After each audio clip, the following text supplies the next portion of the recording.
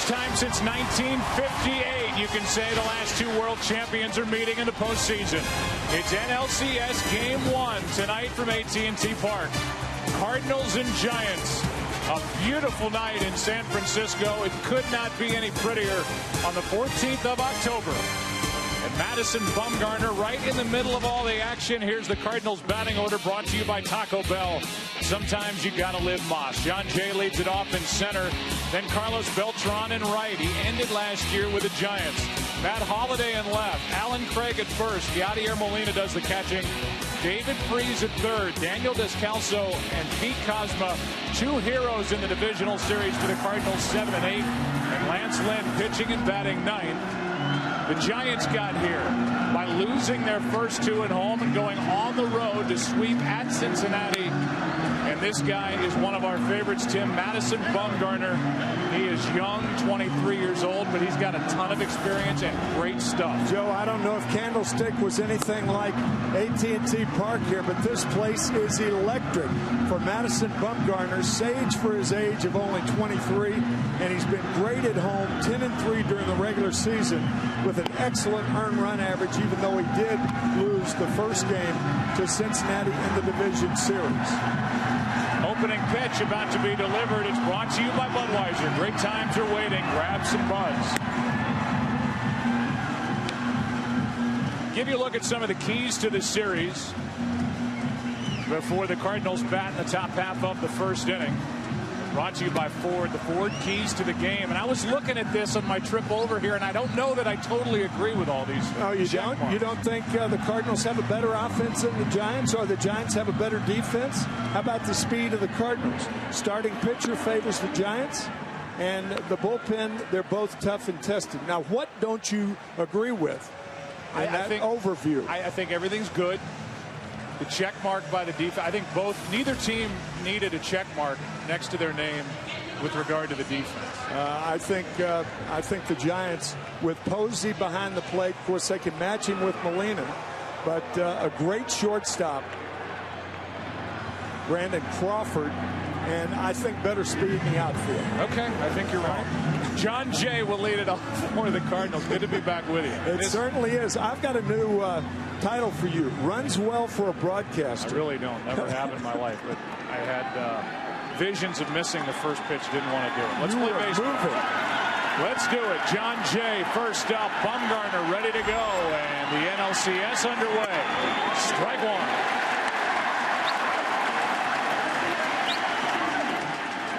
John Jay, 10 out of 15 this season against Giants pitching. He has been a lethal hitter at home at Busch Stadium. Just a .217 hitter on the road, trying to get on in front of Beltran and Holliday. The 0-1.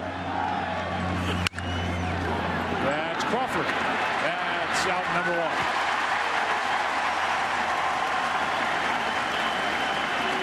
Just like he did, Tim, prior to Game 3 of the divisional series in Cincinnati. Another Gideon speech from Hunter Pence for the Giants. That is his nickname, and I think it's perfect. Nicknamed by Tim Flannery, the Giants' first base coach. Either that or Elmer Gantry would have done too. I don't think he's blinked since Game 3 of the divisional series. Crazy-eyed Pence, and a strike is into Beltran. The Giants gave up a lot. Zach Wheeler, their top pitching prospect last year in July, to get Beltran from the Mets. Struggled with injury, hit pretty well, and now he gets into one into right. Didn't get it all, and back to grab it. Blanco, 2 out. So the guy with 13 career postseason home runs did not connect with that fly ball to left. Here's the Giants defense. Gregor Blanco is in left. Angel Pagan in center. Hunter Pence in right. Sandoval, Crawford, Scudero, Belt around the infield. Posey does the catching. Likely the league's MVP. We keep saying likely, or it's been said all postseason. He's going to be the league MVP. I don't see how he can't be. Yeah, I agree with that. Matt Holliday now takes a strike. Nothing but strikes from Bumgarner. Some people may say that that MVP was solidified with a grand slam home run in Game 5 against Cincinnati, but that really does not count. It counted, of course, for the Giants, but not in the MVP voting. That is strike 2. And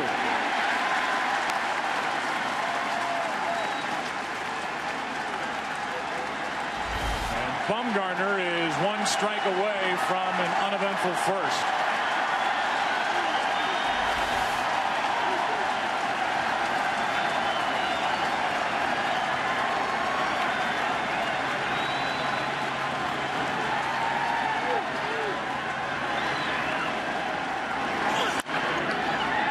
Play. We'll give you a look at the umpires here tonight for Game 1. We have 6 with Gary Darling behind home plate. Piccioni at first, Miller at second, Gibson at third, then Barrett down the left field line, Jerry Lane at right.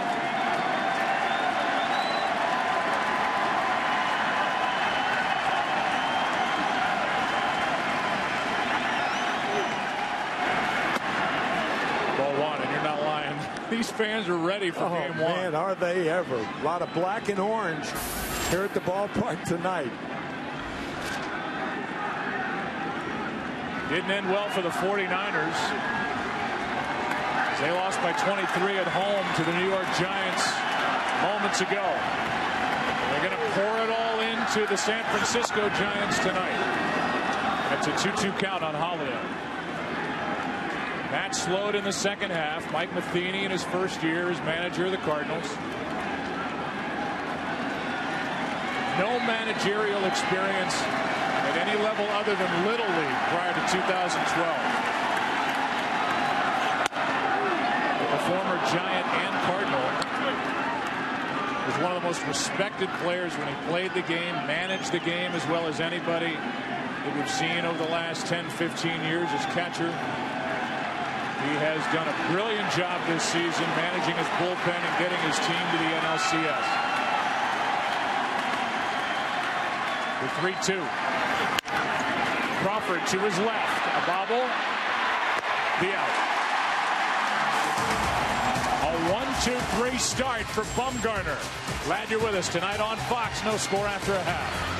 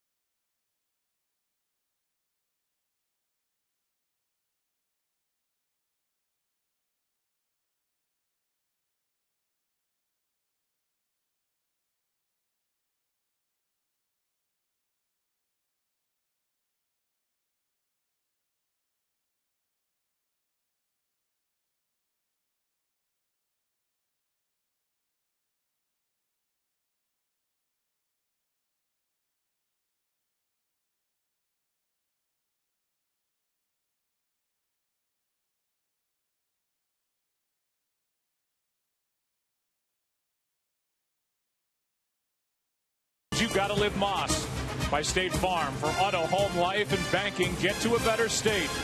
And by Share Everything. It's the plan that revolves around you only from Verizon. About the Taco Bell starting lineup for the Giants. Sometimes you've got to live Moss. Angel Pagan leads off in center. Marco Scutaro at second base. Pablo Sandoval hits third at third. Buster Posey cleans up. Hunter Pence in right. Brandon Belt is at first. Gregor Blanco is in left. Brandon Crawford, a good glove man, at short, bats eighth. And Madison Bumgarner is pitching and batting ninth. Lance Lynn started the season in the rotation, Tim, as the fill-in for Chris Carpenter, and he was an all-star and won 18 games, even with a short burst in the bullpen. Had some problems toward the second half of the season. His first two appearances and only appearances in the division series, he was 1-1 and gave up that home run to Jason Worth in Washington, his first start of the series. Strike one from Lance Lynn. Up first is Angel Pagan, the switch hitting center fielder, former New York Met. This guy's been good on the bases down the stretch for the Giants, who held off the Dodgers and won the NL West easily, as that one got a lot of Molina after the foul tip. It's an 0-2 count. Winning the NL West by 8 games over LA, and Molina limped around just because that ball caught him on the left arm, trying to shake it off. Back with a wrist. There's Bruce Bochy, one of our favorites, and a guy who's in his 6th year, controlling it in the dugout for the Giants. Here's the 0-2. Still 0-2. 6th year with the Giants, 18th year in the major leagues. He managed in San Diego for a dozen years, and the Giants scooped him up when he was available. Two-time manager of the year there. Took the San Diego Padres to the World Series in '98. Swept by the Yankees that year. Here's an 0-2 from Lynn. Pagan chased it, went up to get it, and that's Descalso, who's from the area, backing out for out number 1.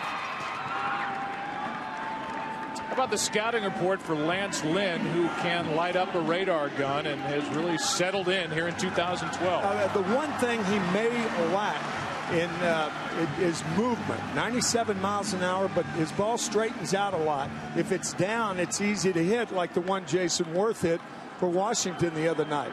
With Jaime Garcia out, Lynn is in, and as we said, he struggled mid-year, hoping to get it back together. With one out, the batter is Scutaro. He's traded here to the Giants and then led the league in total hits once he got to San Francisco.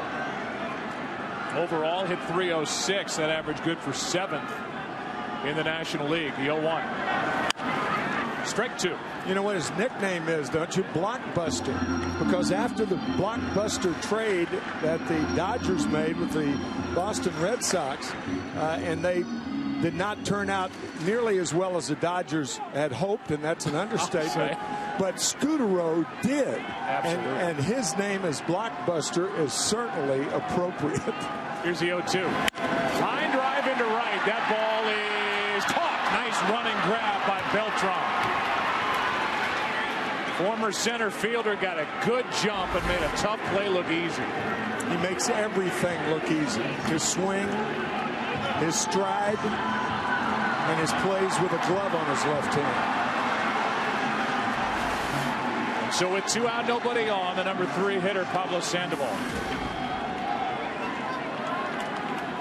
A career 300 hitter, actually 303. 7 for 21 during the postseason so far. Kung Fu Panda.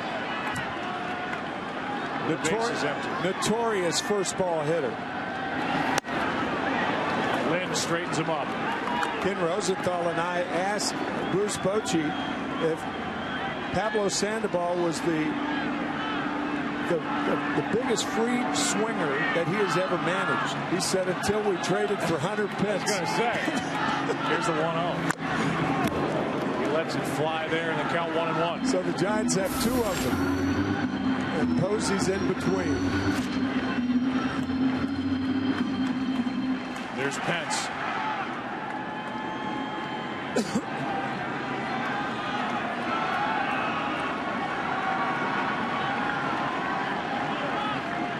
Now a 1-1 outside.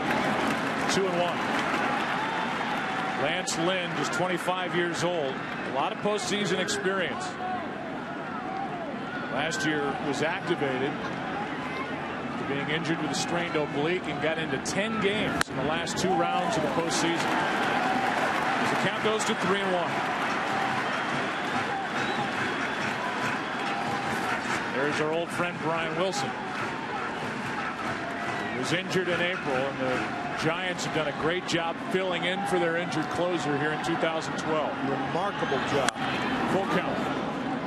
Talked about Mike Matheny and his use of the bullpen. Who could have used a bullpen any better than Bruce Bochy did in Game 4 against the Cincinnati Reds? Absolutely brilliant.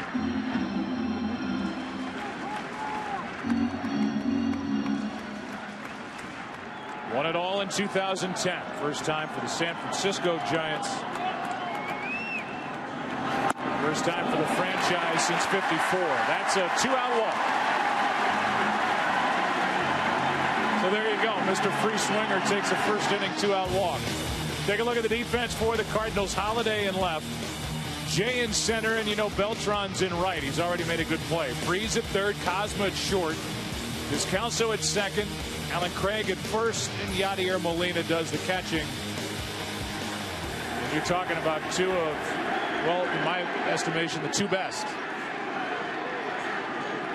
Inches away from each other. Molina for the Cardinals, Posey for the Giants.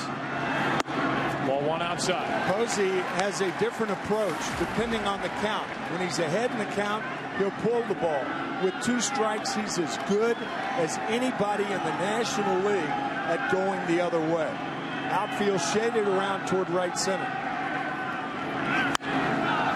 That is fouled off to the right. The count 1-1. Buster led the big leagues in hitting at .336. First catcher in the National League to win a batting title since Ernie Lombardi of the Boston Braves in '42. And it's something, Tim, you talked about many times before, mostly in regard to Joe Mauer in Minnesota, how hard it is to keep your hands fresh as a catcher and be able to hit down the stretch. Usually they're raw meat until just after the All-Star game. Here comes a 1-1. Runner at first, 2 out. The fly ball into left center field. Jay is to his right. First inning is scoreless in Game 1 of the NLCS. Glad you're with us. Coming up for the Cardinals, it'll be Craig. Molina, Freeze, no score.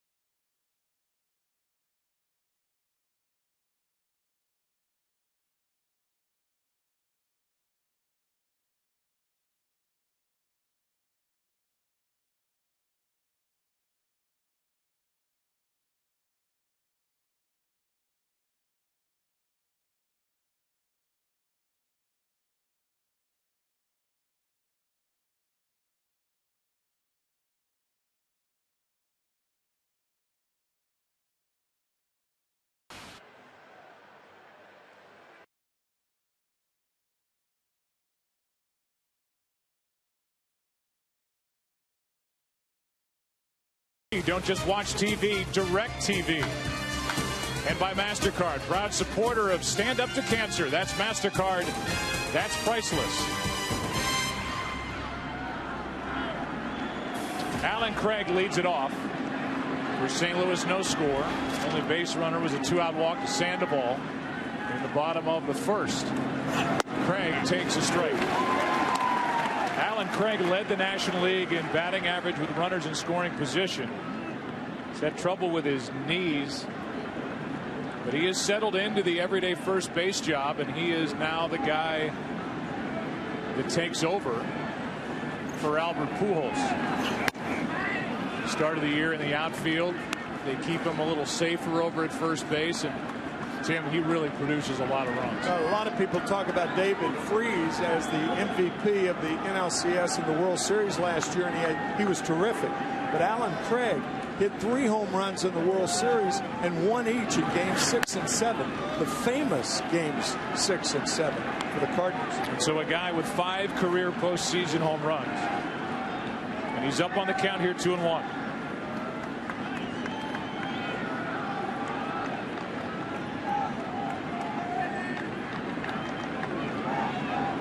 Bumgarner had a perfect first inning. Craig may have broken his bat. He did, and the count 2-2. Bumgarner from Hudson, North Carolina, 23 years old, 6'5", 235. 10th overall pick back in 07. Was 34-6 in the minors. How about that? His earned run average 2 in 2.5 years. Made his big league debut in 09 at the age of 20. Started the World Series clincher in Arlington 2 Octobers ago to give the Giants a world championship, beating the Rangers. Did that at the age of 21 with a 23-year-old catcher receiving. 2-2 pitch. Fly ball down the left field line into the corner. Blanco won't get there, and it's untouched. Foul ball, still 2-2. The best time to jam a hitter is with 2 strikes, particularly a guy like Alan Craig and David Freese, because they go the other way. They're like Posey in that regard. So with 2 strikes in on the fists, and he fouls it off.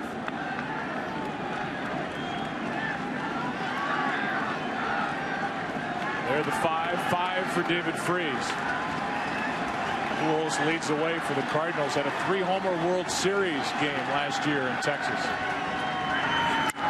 Fly ball into shallow center. Out goes Scudero. 1-out. So we welcome you inside our broadcast booth. I'm Joe Buck. That is Tim McCarver. Good to be back with you. I haven't seen you in a while. You're trying to set a record for on cameras today, right? I'm not a huge fan of that, although I'm sure people go, yeah, right, sure. You want to be on camera? Sure you don't. This is a good matchup. Oh, it really is. The way the Cardinals got into this, the way the Giants got into this, these are 2 teams just bursting with confidence trying to get to the World Series. Unbelievable. Strike 1 to Molina. This is what can be said, I think, about both divisions. Stunning, shocking, unforgettable for both teams. And Giant fans and Cardinal fans. The 0-1. Good breaking ball, strike 2. Bumgarner trying to turn in the first performance by a starter for the Giants. Lasting 6 innings. They got through Cincinnati, and they did it with their bullpen and some timely hits, games 3 through 5. The 0-2. Base hit left field. And so Bumgarner gives up his first hit. Yadier Molina, who hit .315 during the regular season, good for 4th best in the National League.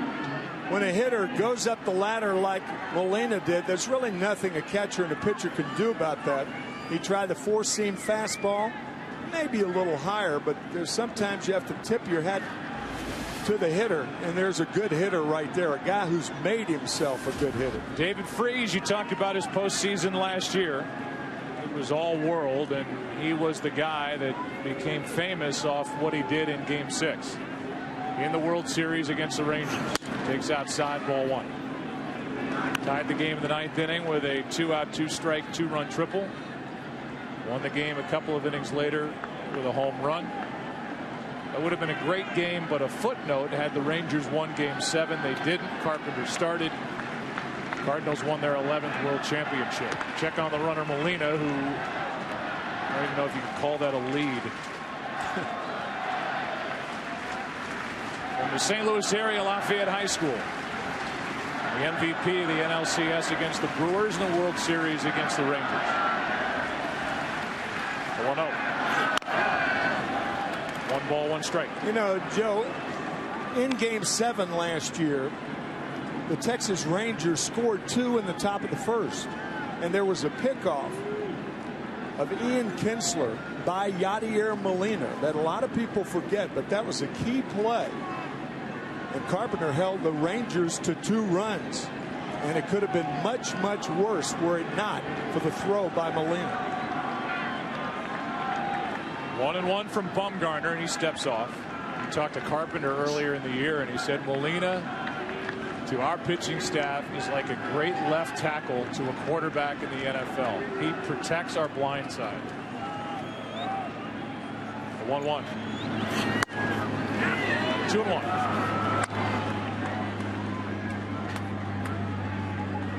Freeze, 6 RBIs this postseason. And he drew an important 2-out walk in front of the Descalso game-tying hit up the middle in Washington Friday night in the 9th. That's strike 2. How about those at-bats the Cardinal hitters had in that 9th inning? Laying off some really wicked sliders from Drew Storen, the Washington closer. Mike Matheny saying he had to watch the game again just to see how close those pitches were, and he did yesterday. He's stuck with the same lineup as he has the entire postseason, Matheny. That's down and away. And the count 4.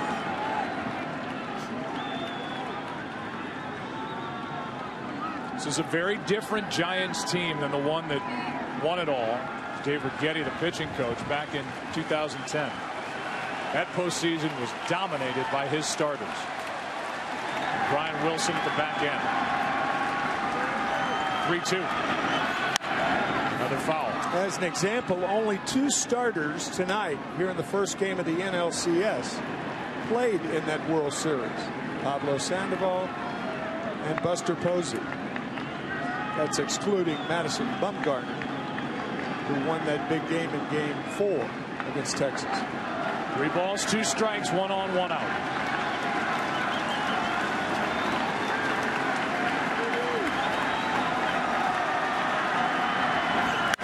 Freeze hits it into the gap in left center field. This ball is gone.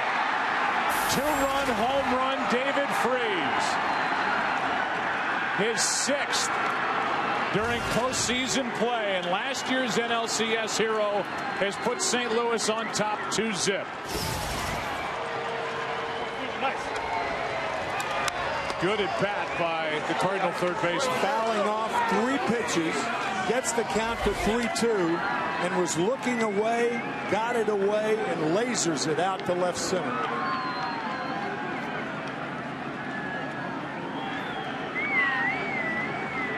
And so Freeze now has 8 RBIs this postseason, and the Cardinals jump on top. And Descalso, who's from this area and was as much a hero in the division series as anybody, maybe the biggest one for the Cardinals as it turned out, bats with nobody on, 1 down. And he just keeps hitting. He's on with 1 out. Descalso, who hit just .227 during the regular season, is red hot. Now that was a hanger. This is the home run in Washington. Or I beg your pardon, that was David Freeze's home run. Daniel Descalso will never forget that home run in Washington. The reaction by the Cardinals, obviously. Ball carried a long way on this pleasant night in San Francisco. Got out of here at the 382 mark. Yeah, Descalso homered in the 8th. came up and tied it with 2 outs in the 9th. And this guy, Pete Kozma, who was just 4 for 20, but was all over the place, scored a couple of runs in game 2, hit a 3-run home run in game 3, and won the game with his bat in game 5. Stands in. Before the game, Pete told Ken Rosenthal and me that when Descalso, after the hit to tie it, was on first base, he stole second. Kozma didn't remember him stealing second. He told us that. He said, I did not remember. That's how locked in I was. Yeah, breaking ball for a strike. And then with Jason Mott on deck, first base open, the Nationals pitch to Kozma. And the game's won with Kozma's bat. Yeah. And there's no way in that situation Mott's coming out of the ballgame. Right. So instead of bases loaded, 2 outs and Mott hitting, they pitched to Kozma and he burned them with a 2-run single. Mott, a former catcher, now the closer for the Cardinals. He had given up a run in the 8th and then had a 1-2-3 9th to end it. Kozma was on his way to being in that category of a first-round bust. But he has paid his bonus back and earned every bit of it for the Cardinals with what he's done. I mean, whatever money they put into him as a first-round pick that they've gotten out of him in October has been worth every penny. Already. 1 on, 1 out. The 1-1 pitch popped up. Shallow right, long run for Pence. He's there. Kenny Rosenthal is with us. First of all, Kenny, good evening to you, and give us more on Pete Kozma. Well, it's really interesting, Joe. General Manager John Mozeliak told us during the division series that the Cardinals considered dropping Kozma from their 40-man roster about 5 times during this season. That would have exposed him to waivers. They could have lost him, but at the same time, he's about a .230 career hitter in the minors. I'm not sure he would have been claimed. And so Kozma then gets the opportunity because Rafael Furcal has been out since the end of August with an elbow issue in his throwing arm. He has not thrown a ball since he went down, and they're hoping that he can avoid surgery. It seems to be the plan right now, and Kozma's been a clutch performer. 1-1 on Lance Lynn. It was 3 out of 50 swinging the bat during the regular season. Descalso at first, 2 out. This has turned into a long second inning for Bumgarner. And no chance for Descalso with a straight steal here with the pitcher hitting. He's thrown out at second base. The pitcher leads off the next inning. Here's a 1-1. Inside, 2-1.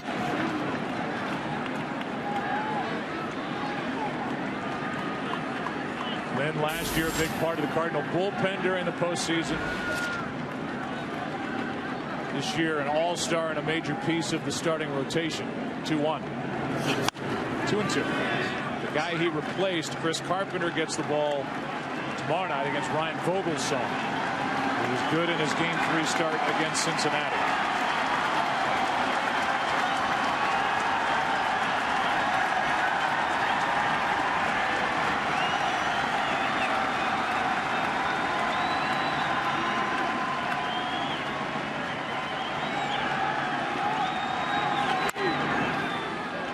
Still 2-2.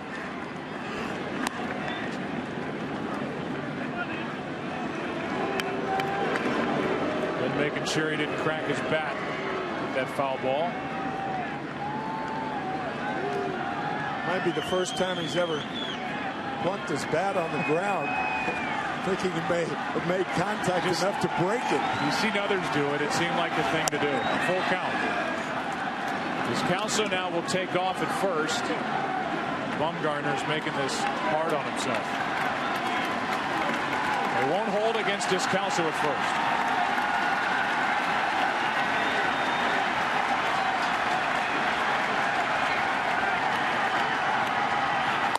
A walk to the pitcher, Lynn.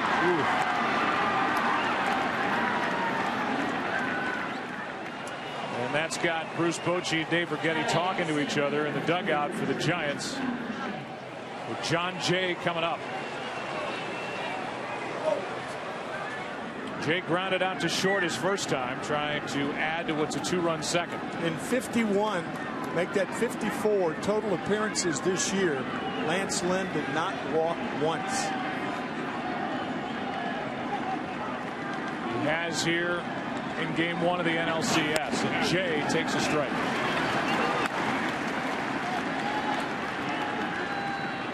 Already 40 pitches on the night. The young left-hander gets the start after Matt Cain, the leader of the Giants rotation, went in game 5. Should end the inning. Scudero takes care of Jay. The Cardinals get to lead 2. You ever heard of this guy? David Freese. He knows what to do in October. 2-run shot, 2-0 St. Louis after an inning and a half.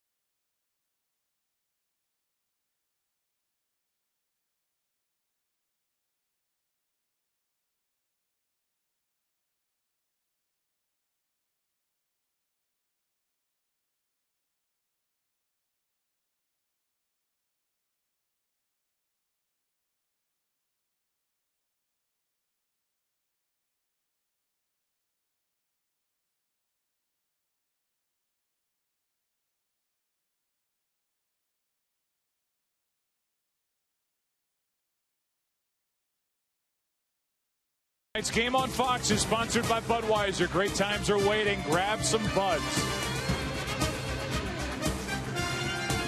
Plenty sold in this park tonight is Hunter Pence. Digs in to lead off the second for the Giants, who trailed 2-0. Still that wide-eyed look by Hunter Pence, who is a free swinger. Takes a strike. Buster Posey said that they could not have won the division series against Cincinnati without the fervor of Hunter Pence. Breaking ball is good. Strike 2. Don't throw him anything that he can reach until it becomes 3-2. Longtime Houston Astro has seen a lot of Cardinal pitching over the years. The 0-2. Ball 1. And he could not have reached that. Pence has got 100 hits against the Cardinals, second most in the league since 2007. Started the year in Philadelphia. Ends the year in the postseason. That is outside. 95 from Lynn. 2-2.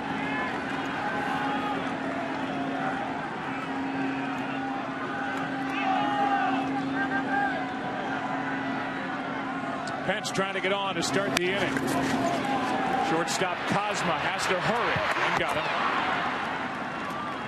And for more on Hunter Pence and making her Fox Major League Baseball postseason debut, here's Aaron Andrews. I'm just glad you're here with us. Yeah, I was very worried. Hey, Buster Posey and this entire Giants team is crediting Hunter Pence. We saw him pregame trying to pump up his team. That's exactly what he did Game 3 right before the NLDS, or during the NLDS. And the guys are saying that they're calling him Reverend Pence because he went from being emotional to flat out mad, telling his teammates, we're not ready to go home yet. And still no word if he's blinking, but they are crediting this guy for getting him there. Here is Lynn to his left off the mound and gets that chopper off the bat of Brandon Belt.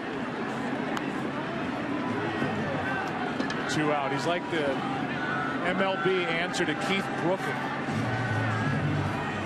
Ray Lewis. If you're asking who Keith Brooking is, I'm not telling you. Look him up. Google him.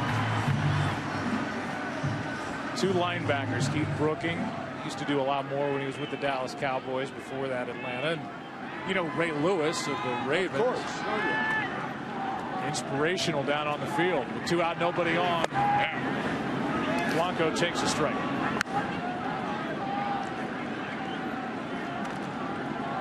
Blanco now with Crawford on deck.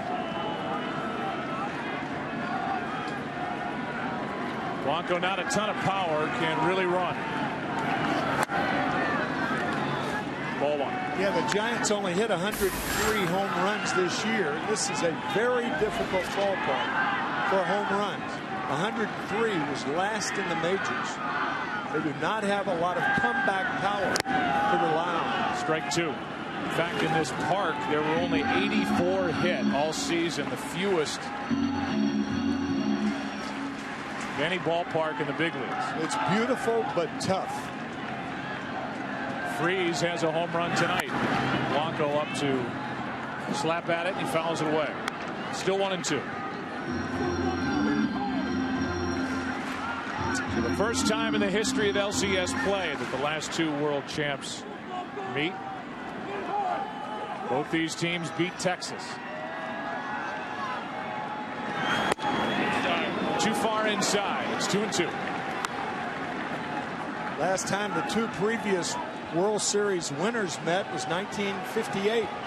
The Yankees and the Braves. The Yankees won in 56, the Braves in 57.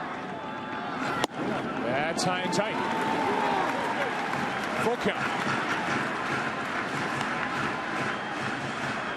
We'll get into it, but speaking of the Yankees, the loss of Derek Jeter, deplorable. Last night's ride through the 9th inning and then into the extra innings for the New York Yankees. Highs and then a huge low. First of all, they can't score. They're not scoring any runs. Nobody's hitting. But last night, the last inning of play, Jeter fractured his ankle. Couldn't put any weight on it. Was carried off. And this is a guy with 200 career hits during the postseason.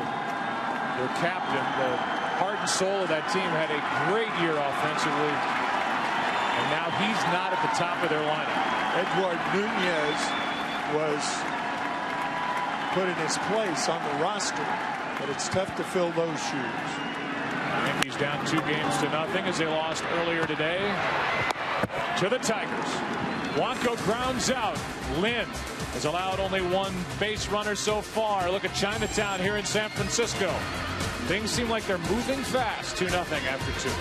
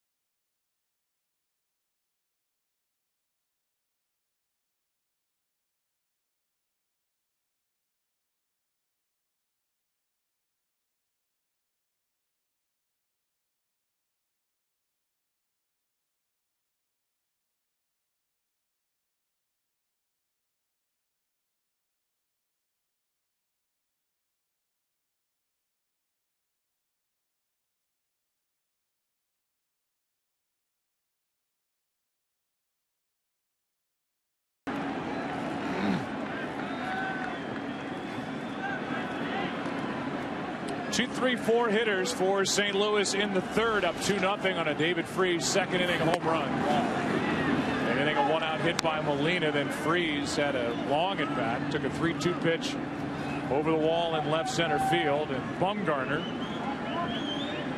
misses with ball 1 to Beltran, who flied to left. His first time up. Now chops one to Sandoval. Got the high hop. Gets the out.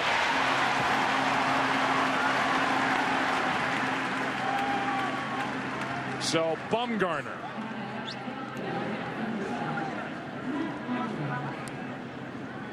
For well over a century, Madison Bumgarner's hometown of Hickory, North Carolina. 2,800 people.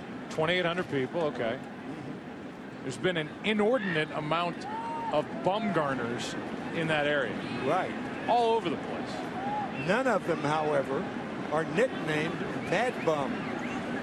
With 1 out, nobody on. You don't hear that's not a scientific survey. You've done that? They've nicknamed him Mad Bum. There could be another one of the. There is not another Mad Bum in Hickory, North Carolina. All right.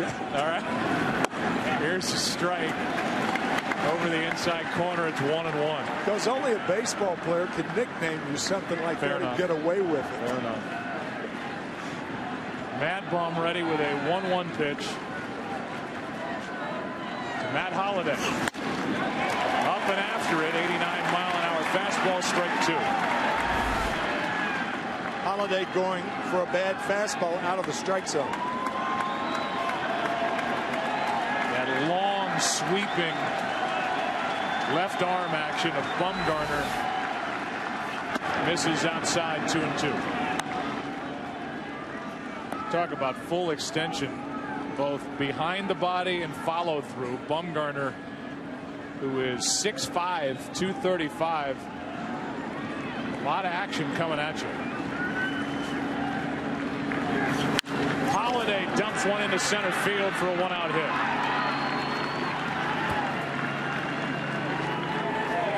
Here's that motion. We used to talk about pitchers like Madison throws, that his foot hits the ground before his arm comes around. That's one of the reasons he's difficult to hit. 16-game winner during the regular season. He's now allowed 3 hits and a walk. Deals with Alan Craig. Popped up his first time, leading off the second. Holliday got a great jump, and there's no chance. That was first movement, and Holliday steals second. No chance with Bumgarner coming home. He is easy to run on, and it was a changeup too. So Matt stealing second base without a play. Posey, you can see that out of the corner of his eye, just received the strike. No sense compounding it with a rushed throw. A high strike on Craig, who has the easier RBI chance now in the count 0-2.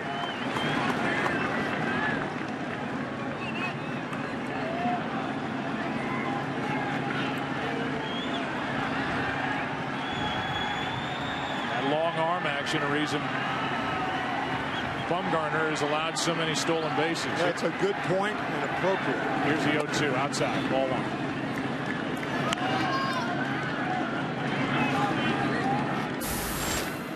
Molina on deck. Freese would follow him. Giants, when they bat in their half of the third, will have Crawford, Bumgarner, and Pagan. 8-9-1.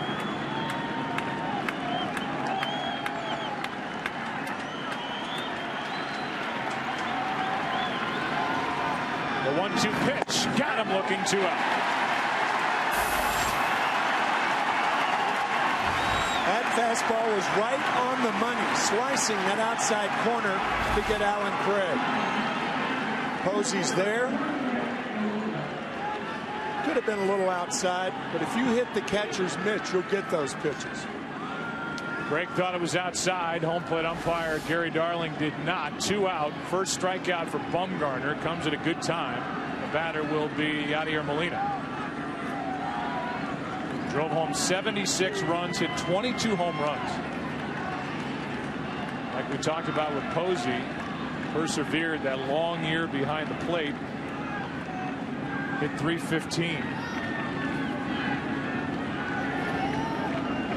So he's tied Javi Lopez with that base hit his first time up. Now he shoots one to center. That's where baseballs go to die. Pagan back to get it. One out hit and a steal. Bottom of the third rolls in. 2-0 St. Louis.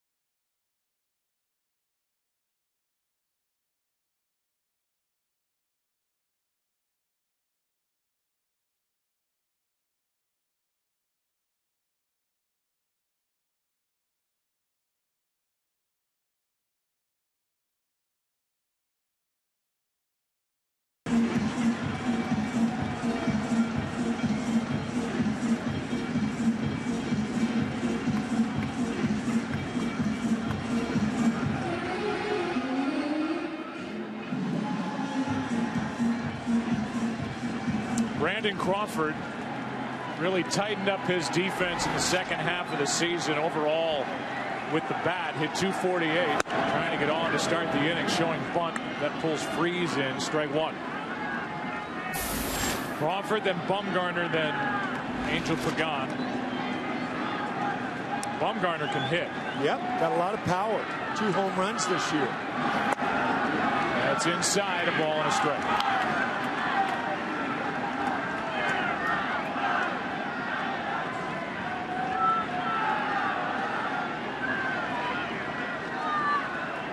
Lynn on 1-1. Hits the outside part, strike 2. Big catch from the shortstop position during the divisional series against Cincinnati in the 8th. In game 5. Bochy wanted to tighten up his defense. His best defensive group out there, and he and Pagan both made good plays in the 8th. The Reds didn't go quietly. More heartbreak for former Giants manager Dusty Baker and a team that has had a lot of talent. Cincinnati Reds lost 3 in a row in Cincinnati for the first time all year, and the Giants advanced to the NLCS. That's outside. 2-2. 3 innings before, I think, was the play of that game. 3 innings before that 8th inning was Buster Posey throwing out Jay Bruce at third base on a double steal on a 3-2 pitch. taken by Ryan Hannigan, the Cincinnati catcher. And I mean, Buster Posey threw a bullet to third base. And he did not get a good feel of the ball initially. It was a little juggle. He told me before the game that he had no feel for the ball whatsoever, but that was the key to that game, I think. That's on the outside corner, struck him out in the first of the night for the Cardinal right-hander Lance Lynn.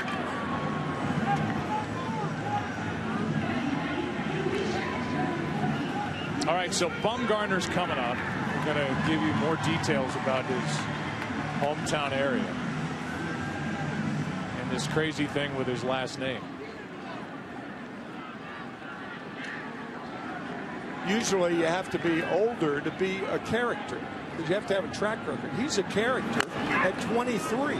He's funny, very personable, just a good guy that's loved in the clubhouse. We ran into a character last year in Derek Holland, the left-hander for the Texas Rangers. One out, nobody on. That's strike two, and Lynn is throwing hard. 0-2.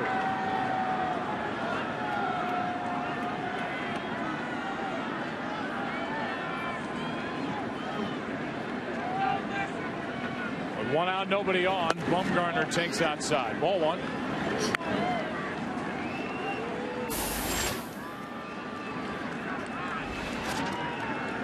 Left-handed pitchers, they're a different breed. Molina was going to pop up and throw that one around the horn, and it's a 2-2 count.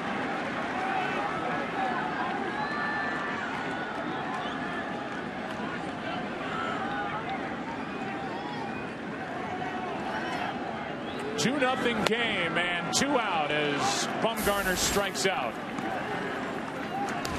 Okay, so for well over a century, Madison Bumgarner's hometown of Hickory, North Carolina, has an inordinate amount of Bumgarners dotting the landscape. Over 100 people in the area, 40,000, Tim, share this last name, giving it the nickname Bumtown. It's a German last name, a variant of Bumgarner. And by the way, James Garner, who made you weep in the movie The Notebook, his original last name is Bumgarner. But he's not from Hickory, North Carolina. No, he's from Norman, Oklahoma. Oh, I didn't know that. Well, Boomer Sooner. ball one to Angel Pagan. 2-0. Pagan popped up his first time.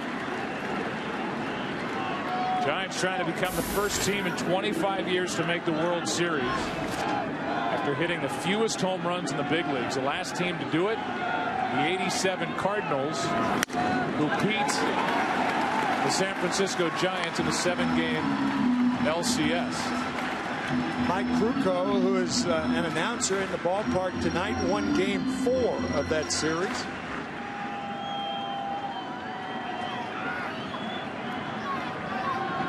Two out, nobody on. It's strike one on a delivery around the belt. 3-1. Jose Oquendo, the Cardinal third base coach, hit a Game 7 3-run shot off Atlee Hamilton. Yeah. Jeffrey Leonard. One flap Leonard. One flap down was the MVP in a losing cause. He had such a good series. Home runs in each of the first 4 games of that series. There's Mike. The Crew, enormously popular here in San Francisco, as is his partner tonight, John Miller and Dwayne Kuiper. Dave Fleming fills out their group. Here's a 3-2. Now you can walk into the media lunchroom tomorrow with head held high. You've named them all. Well, I mean, they're great guys. They're great. I so love talented. I love watching their TV. I do too. I do too. Kuiper and Krukow is a terrific combo. K squared. 2 out, nobody on. 3-2 to Pagan. Popped up. Left side may go out of play. Freese gives it a look. And he's taller than Cosmo. So he gets the out. We go to the 4th inning. Freese will lead it off. He's gone deep. 2-0 St. Louis.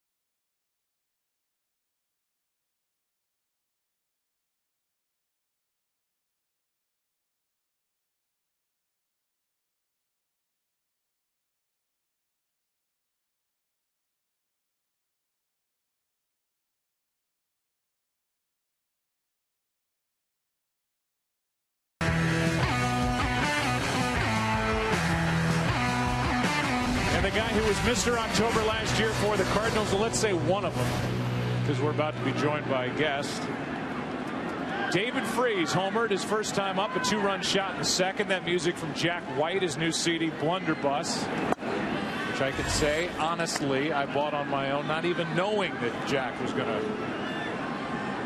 give us some of his music to use during the postseason this year at Fox. Freese is first up, took a ball. Chris Carpenter is going to join us during the inning on headset down in the Cardinal dugout while Freese bats. And there are about 40 things I could talk to you about. First of all, how about the other night? Are you over the comeback? It's just incredible to think that you guys did what you did, a 4-run ninth to get here. Yeah, it was amazing. We were still talking about it today, just during BP, me and Wayno.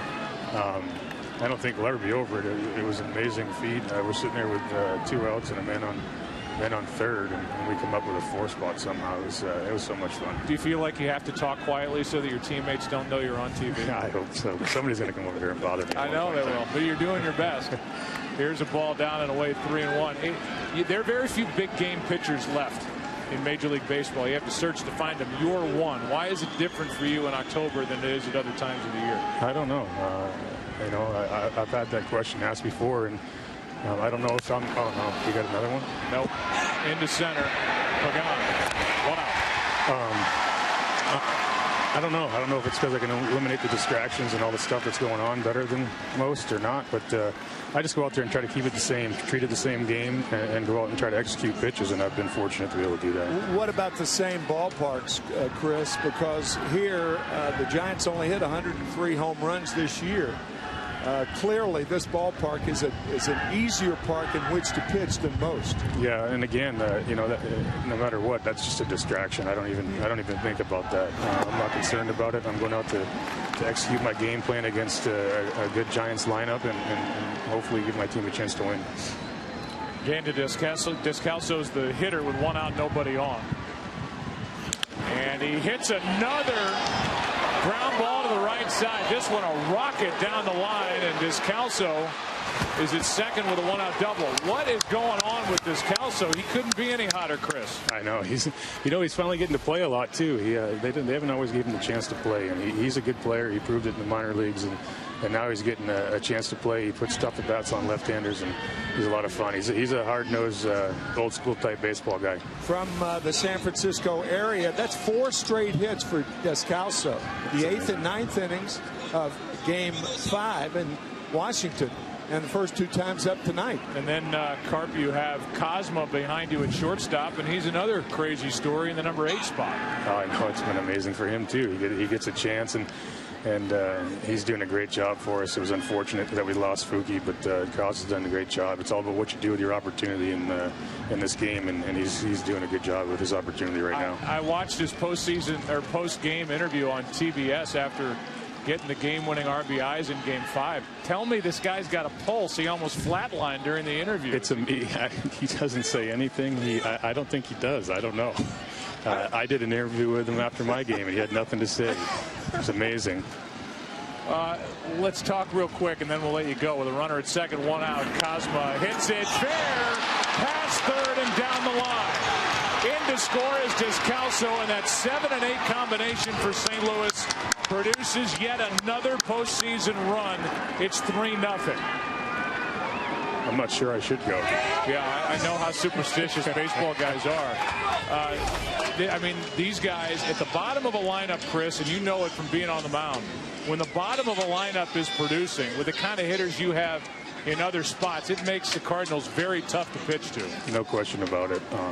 When these guys are doing what they're doing down at the bottom, it gives those middle guys a better shot too. But everybody's been doing their part, and it's been a lot of fun. Cosma got a great jump, and he steals third. Wasn't even close. I was going to say that about Descalso with 1 out, and there's no organization better than the Cardinals in teaching when to run. 1 out, a great time to run, and now a lot of things can happen. With Lynn up at the plate, you could squeeze. If he gets a lazy fly in the outfield, you score a run.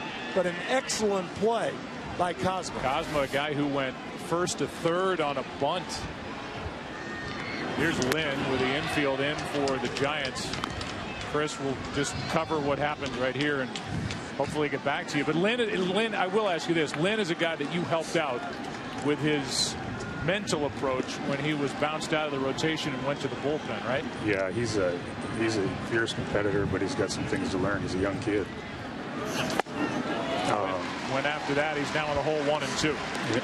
And people didn't realize that this is his first really full year. He's out there starting. He's 25 years old or 26 years old. He's still got a lot of things to learn, and he got set to the bullpen, and he was a little upset. Here's a 1-2. He went around, and that's out number 2. And that's really something I'm sure that as you came back, Chris, with Jay walking to the plate and you became an active player as opposed to somebody who was watching this season and you worked hard to get there, you had a little bit more of an influence on somebody like Lance Lynn. Yeah, I've had multiple conversations with Lance because I really do like him. I think he's got a chance to be a top 1-2 guy in this league for a long time. He's just got to continue to learn from some mistakes and continue to compete, and that's what he's doing here tonight. He's been doing since he got back in the rotation. It's been a lot of fun to watch him pitch. Chris, thanks for the visit. All right, guys, thank you. Good luck tomorrow night. Chris Carpenter, Game 2 starter tomorrow night for St. Louis and Mike Matheny. Cardinals lead 3-0. John Jay at the plate with a runner at third, 2 out. That runner's Cosma, who has driven in another run. Sandoval even with a bag at third. Here's the 0-1.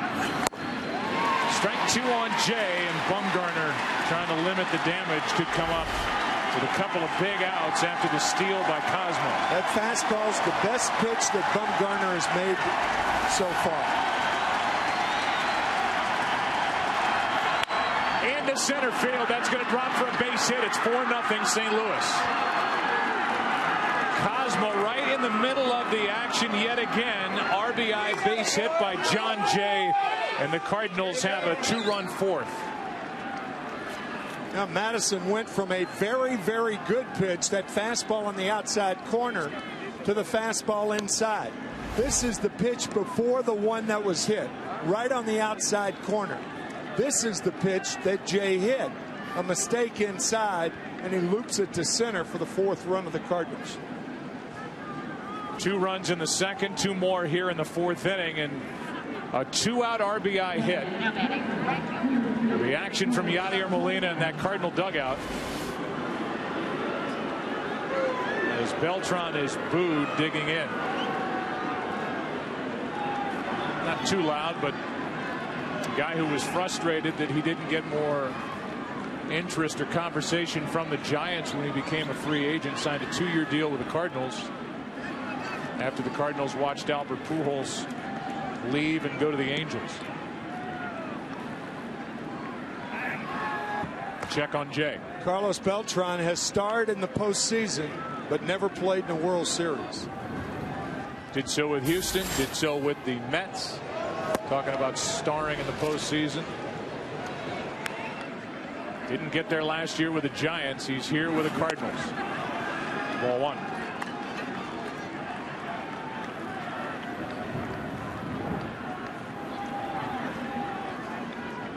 Giants have been outscored 18-2 at home during this postseason. They lost games 1 and 2, a combined 14-2 to the Reds. Trail 4-0 here. The count's 2-0 on Beltran, who has popped 13 career home runs. There's a strike, 2-1.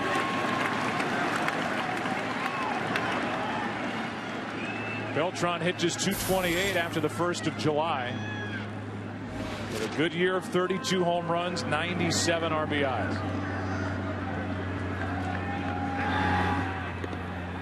Jay stole 19 during the regular season, a small lead. Gets a look from Bumgarner.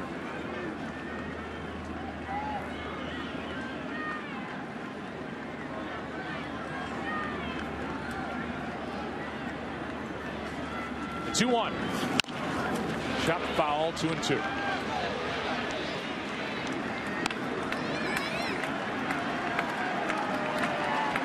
One out double by Descalso. RBI single by Cosma. He stole 3rd and scored on a 2-out RBI hit by John Jay.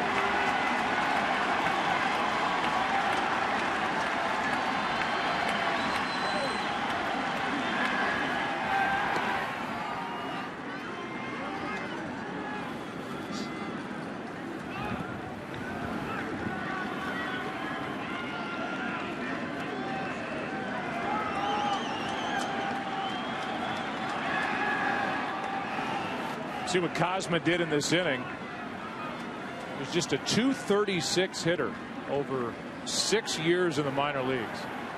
Because of injury and timing with the way things happen in an organization, his number was up. He got the shot at the big league level when Furcal went down. And talk about making the most of an opportunity.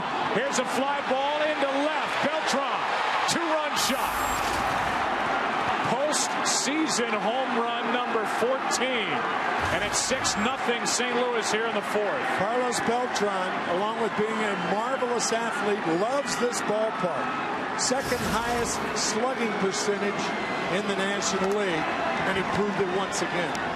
And so the Giants still do not have a starter this postseason the last 6 innings. Because this swing and this home run is the end of the night for Bumgarner.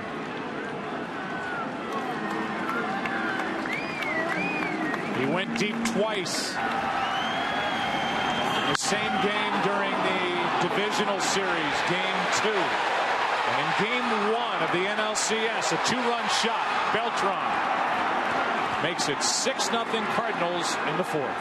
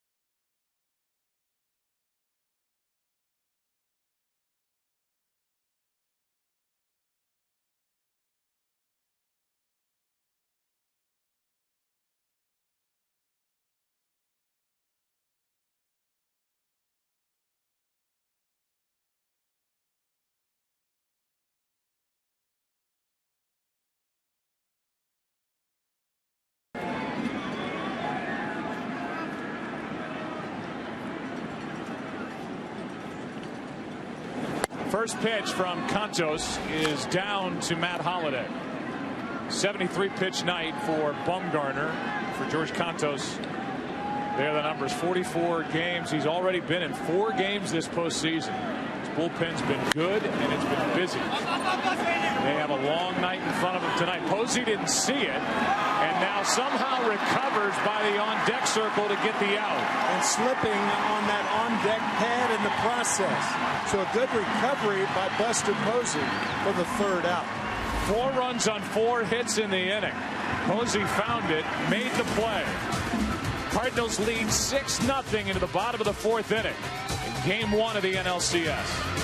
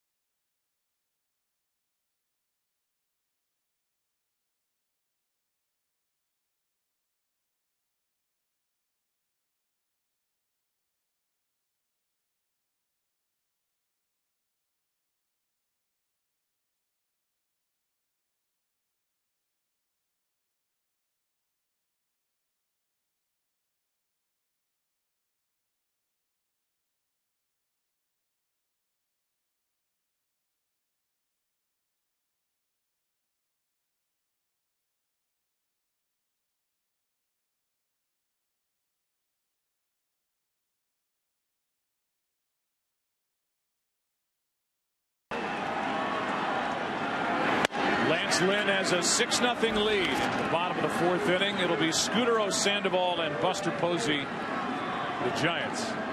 2, 3, and 4 hitters. See if San Francisco can get anything going against Lynn, who has not allowed a hit. Breaking ball misses. 1-1.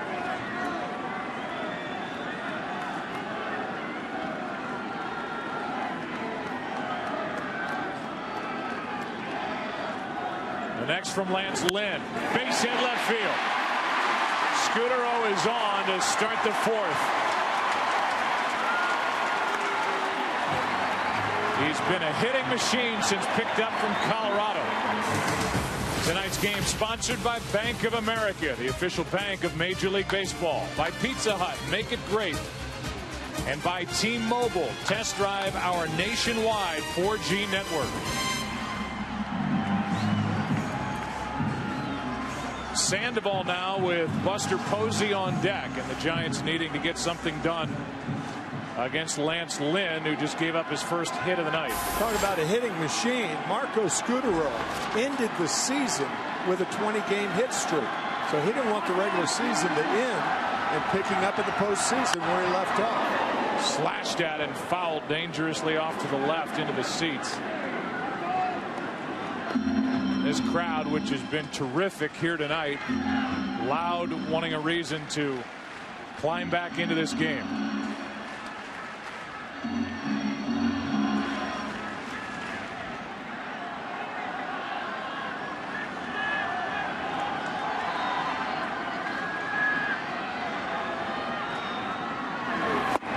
Good fastball from Lynn. Tied Sandoval up just a bit. It's 0-2. Joe, the Cardinals are leading 6-0, and they know that you can come back from a 6-0 deficit. No doubt that was the situation 2 nights ago in Game 5 in D.C. when they came back to beat the Nationals. The 0-2.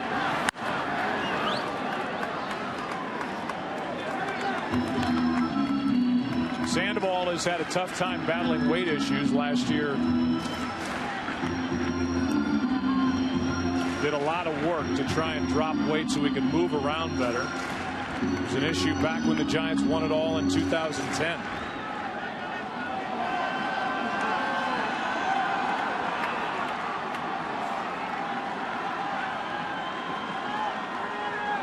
The 0-2.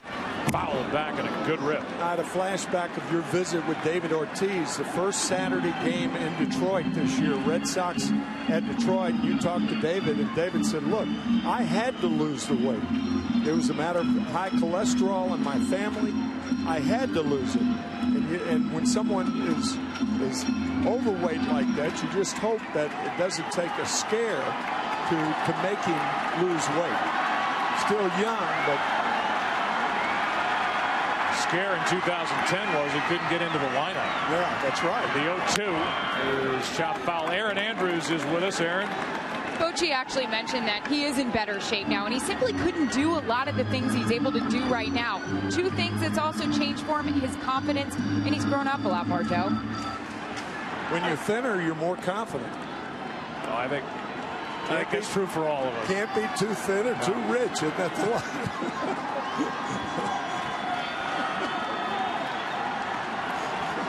0-2 the count. Runner at first, nobody out.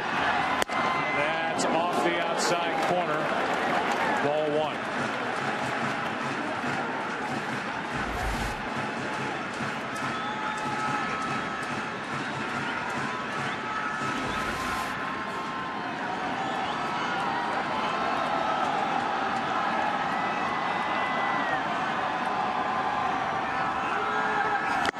Struck him out, and strikeout number 3 for Lance Lynn. Out number 1.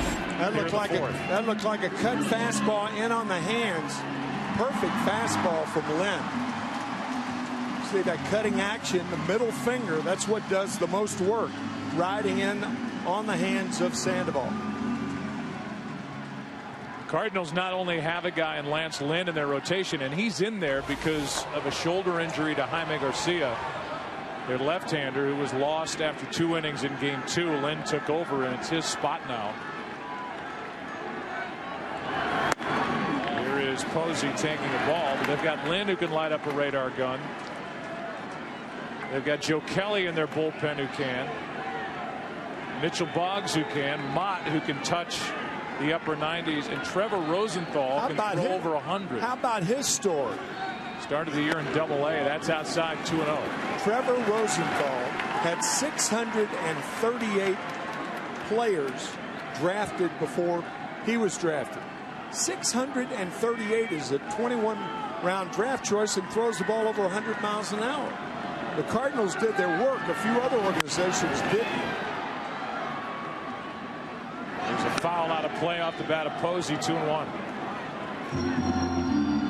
Power pitching is such an advantage in October when the temperature drops.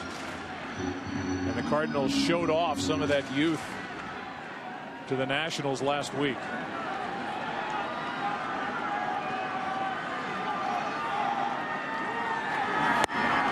Strike two. Kenny Rosenthal doesn't throw 100, but he can type fast. Kenny, what do you know?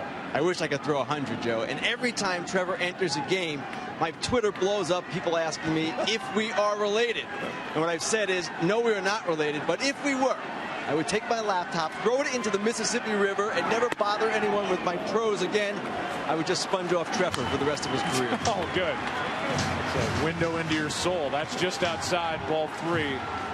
And a full count on Posey. 1 on, 1 out. Sandoval struck out after the leadoff hit by Scudero. Runner goes on a fly ball into shallow right. Drifting back to get it. Not hard hit. Beltran 2 down. Get to the game with Chevrolet, the official vehicle of Major League Baseball. Find your chance to win postseason tickets and an all-new Malibu at Chevy.com/tickets. Here's Hunter Pence, who the Giants would like to combine the fiery pregame speeches with more hits. Does not have an RBI, hitting under 200, and he's the protection for Buster Posey in this Giants lineup.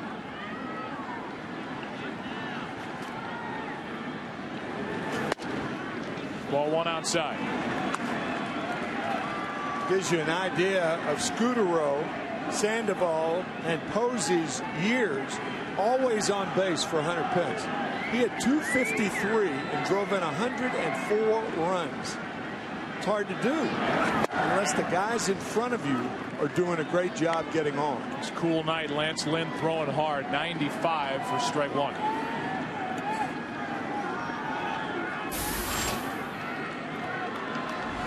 On deck, the left-handed hitting first baseman Belt. The 1-1 pitch. Ground ball, base hit right field. Scudero will turn and go to third. The throw by Beltran cut off. First and third, 2 out.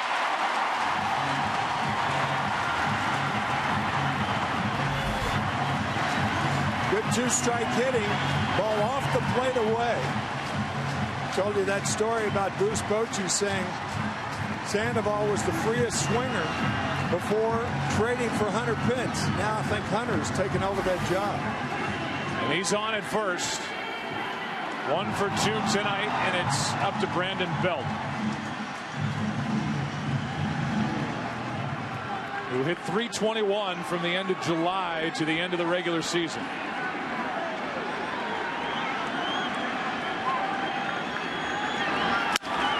In the air, base hit. Giants are on the board. Pence goes to third. It's 6-1.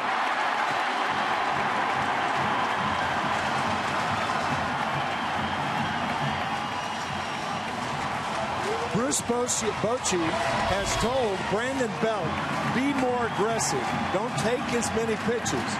He's come up tonight. He swung at the first pitch the first 2 times and delivers his second time. First pitch hitting. He fell into that bad habit of taking too many pitches, like a lot with that pitch count stuff going up.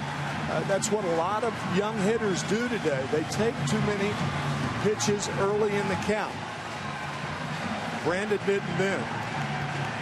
3 hits in the inning. Belt broke his bat on that base hit into center. And now Gregor Blanco could make this an even bigger inning. 2 on, 2 out, 5-run game at 6-1.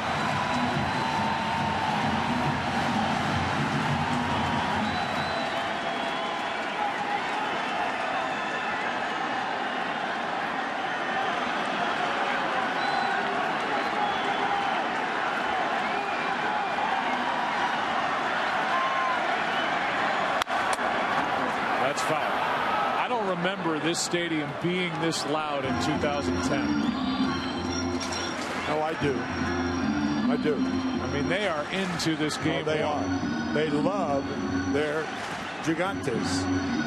Typically, these best-of-7 series start slow and build toward a crescendo, but they have started loud here tonight as Mota, the right-hander, will get loose. You got Crawford on deck in the pitcher's spot. 2 out in the inning, 1st and 3rd.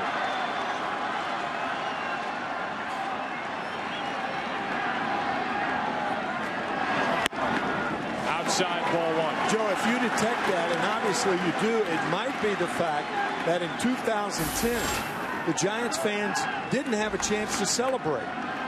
All of the clinchers were on the road. The division in Atlanta, the National Championship Series in Philadelphia, and the World Series in Texas. Good swing by Blanco, strike 2. So the point is they want to be a part of it this year, and I think they're coming out loud. That's a good point. Blanco, who was not a part of the Giants in 2010, was in the Atlanta organization in Kansas City. And Caracas, Venezuela waits for a 1-2 pitch.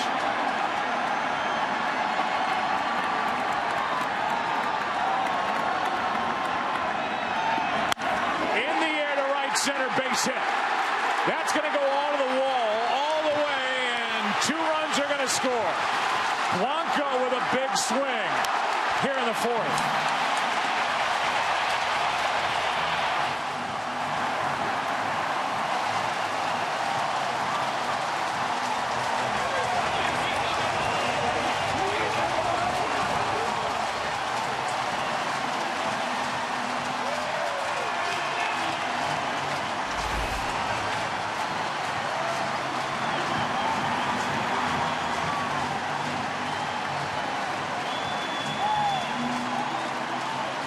A 3-run inning, a 3-run game.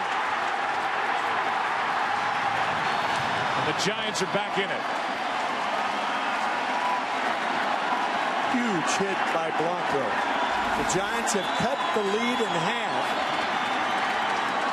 here in the 4th inning. Wow. Lincecum getting loose in the bullpen with Aubrey Huff in the on-deck circle. But now it's on Brandon Crawford, the number 8 hitter, who struck out in his only at-bat so far. Ball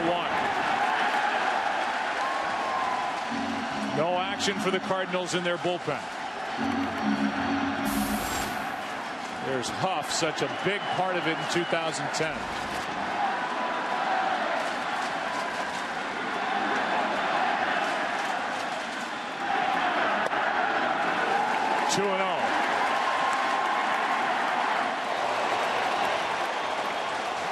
Mota and Lincecum getting loose. If they get closer to tying it or take the lead, Lincecum's in there. If not, Mota will be the pitcher.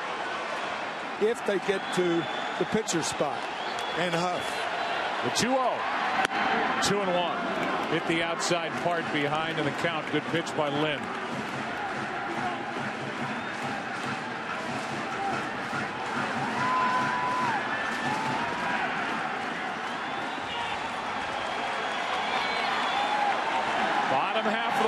Doing damage for San Francisco now. 2-1. 3-1.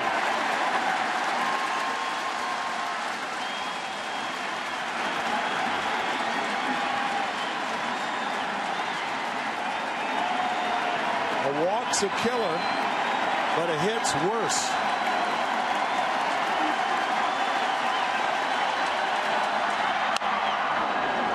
Full count.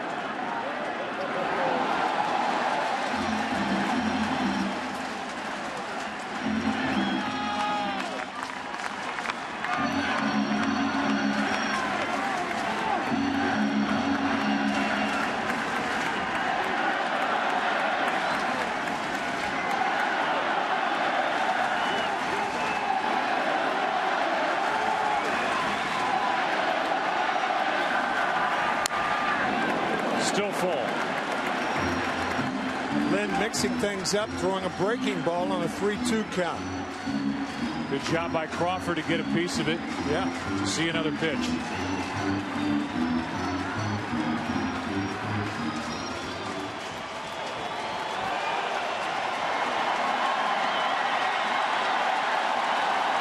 Runner at third, 2 out. Into right field, a base hit. To the wall. Blanco scores on a 2-out RBI double by Crawford. And it's a 2-run game. Now the bullpen will get very ready and ready in a hurry for the Cardinals. All the hits with 2 outs. Try to come back inside. And Crawford turns on it. Joe Kelly will get loose.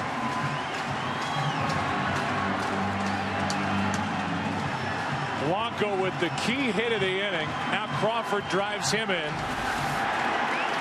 And it's up to Aubrey Huff, who represents the tying run.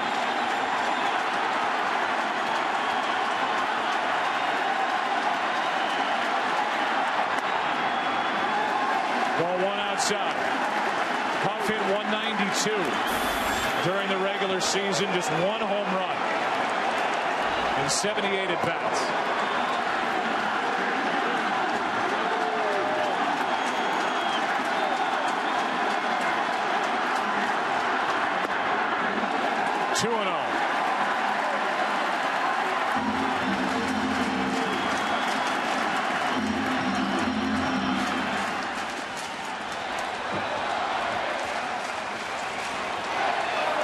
Molina's going to go buy time for Joe Kelly down the right field line. We talked about it before, Joe. It's the longest walk a catcher can make, to go out to the mound and stall for time for somebody other than the guy that you call pitches for 3 2/3 innings to warm up. It's tough. And the thing is, Lance Lynn knows it as well as Yadier Molina knows it. These Giants had so many thrilling and sometimes torturous wins in 2010. But that sign is referencing, here they are in 2012. The 2-0. 3-0.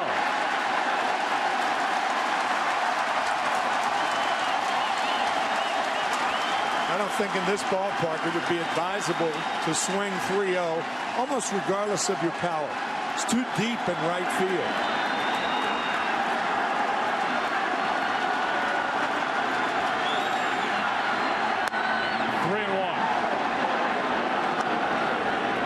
Cardinals got 4 runs in the top half of this 4th inning. The Giants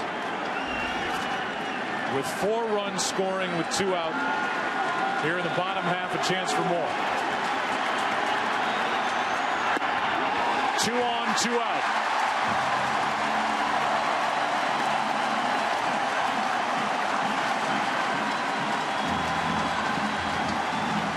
Predictably, Bruce Bochy has set Guillermo Mota down, and Lincecum will be the pitcher in the top of the 5th. Pagan now with the tying runs on. 9th man to bat in the inning, Scutaro. As Lincecum gets loose, Scutaro, the next hitter, started it with a base hit, and that's it. A 36-pitch inning. Wow. And Lance Lynn, who entered the bottom of the 4th inning leading 6-0, will give way to Joe Kelly. Giants are back in it. So is this crowd. 4th inning continues after this.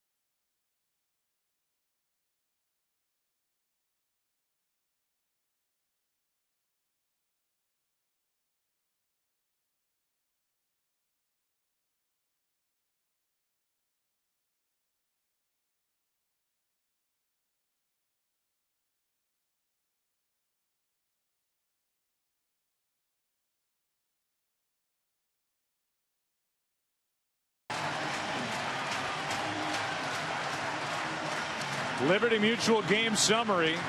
David Freese with a 2-run home run. Carlos Beltran a 2-run shot. 14th career postseason home run. But now all Giants in the bottom of the 4th. 4 runs, all scoring with 2 out against Lance Lynn, who had not allowed a hit entering this 4th inning.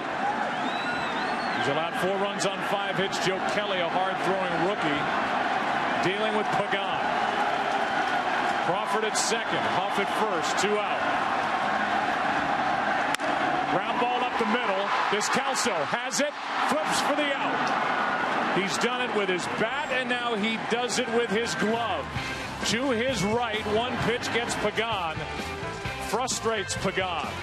As Descalso makes the diving stop.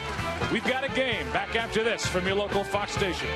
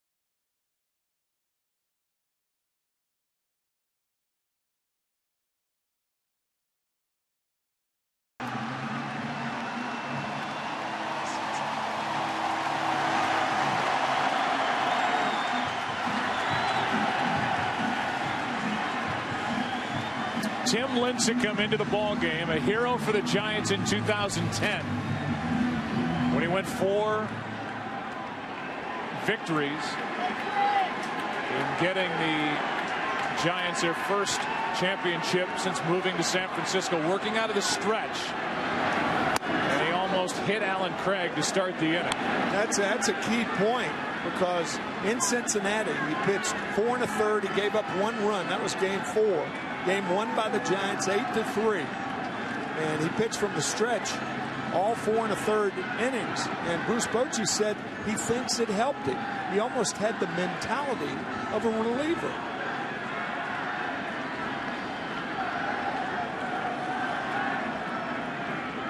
Here's a 1-0. Up high, 2-0. 15 losses during the regular season, which surprised everybody. From Lincecum, 17 wild pitches. So he was all over the place. Especially did not make that start Cito did in the division series. Excuse me, Joe, especially with Buster Posey back there, because he's got such great hands, great technique. To throw a ball by him is very difficult. Lincecum did it 17 times. Called strike. And it's 2-1. Craig, then Molina, then Freese. The 2-1. Down and in, 3-1.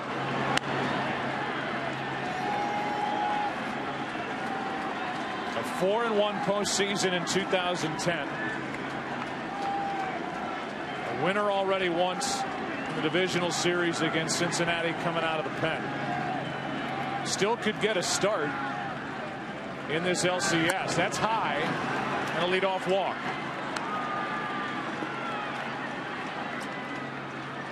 It's a different role for Tim Lincecum.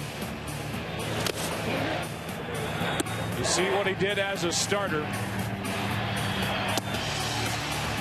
against Atlanta, against the Phillies, eventually against the Rangers. Now as a reliever in the division series, 2 games, a 1-0 record. Here's Yadier Molina after that leadoff walk. Lincecum came on in the second half of the season after a real tough first half. Just when they started to feel good about him, he got knocked around in his final 2 starts, so he gave way to Zito. Giants have won the last 12 Barry Zito starts. So that's why Lincecum is pitching out of the pen. A check on Alan Craig. 2-time Cy Young Award winner Tim Lincecum. Been a long drop. He's trying to get it back. Count 1-0 on Molina. He's 1 for 2. There's a strike. A ball and a strike.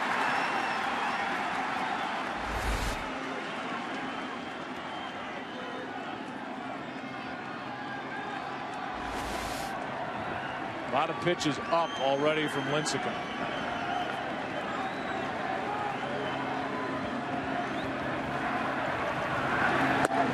This one's down and it's 2-1. That was a splitter that he missed. Joe, it's all right for that fastball to be up.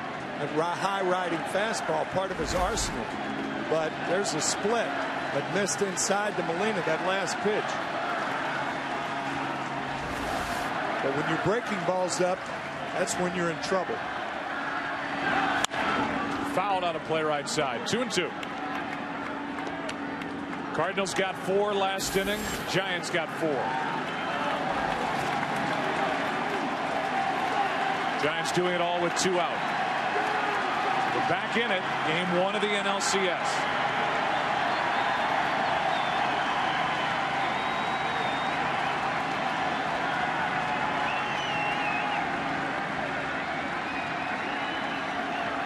Two to Molina. Struck him out. 1 away.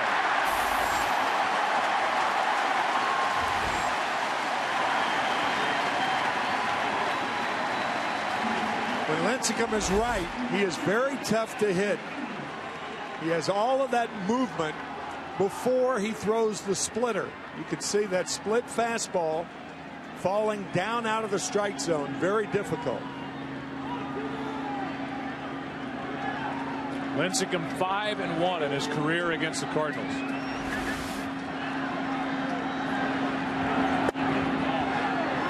That's ball 1 up and in. A lot of right-handed power for the Cardinals in their lineup. And you wonder if Lincecum gets the nod in game 4 over Zito. Because of that 1-0 pitch. This would be a nice audition for him. 1-1. Ken Rosenthal is with us. Kenny, what are your thoughts on the game 4 starter? Well, Bruce Bochy is taking this one day at a time, and he told us before the game he enjoys having Lincecum as a weapon out of the bullpen. And we've seen other managers take the same approach in the postseason. Joe Girardi benching A-Rod in game 5 of the ALDS, saying, hey, we'll worry about tomorrow. That is just high and tight. 2-1. Thing about it is, and the difference with that, Kenny, was that A-Rod didn't agree with it, didn't like it, but Lincecum has welcomed it.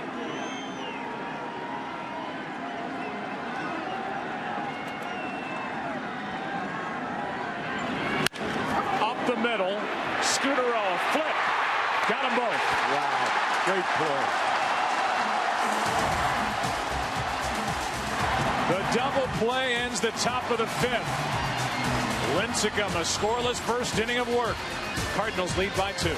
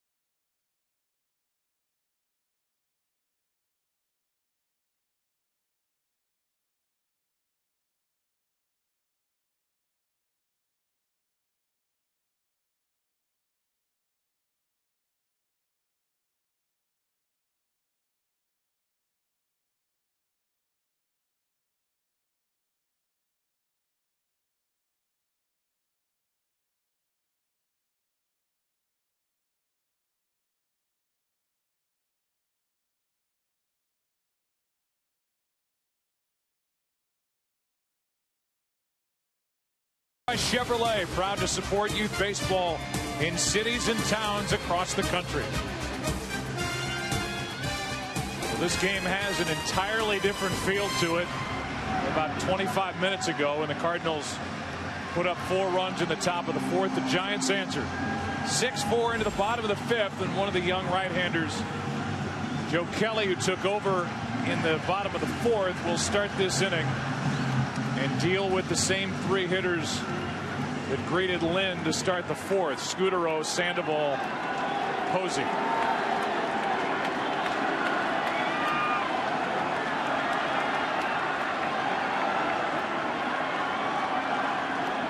Scudero 1 for 2. Strike 1. Tim Lincecum and Ryan Wilson. The conversation after Lincecum got through that top of the 5th. Tough play.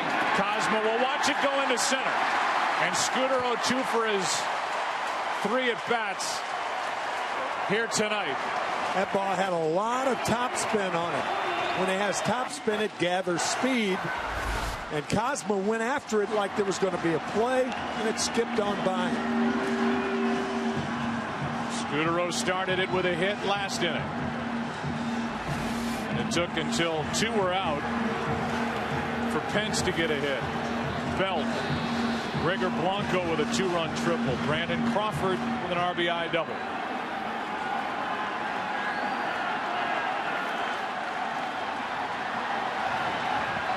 Zepchinski, a left-hander.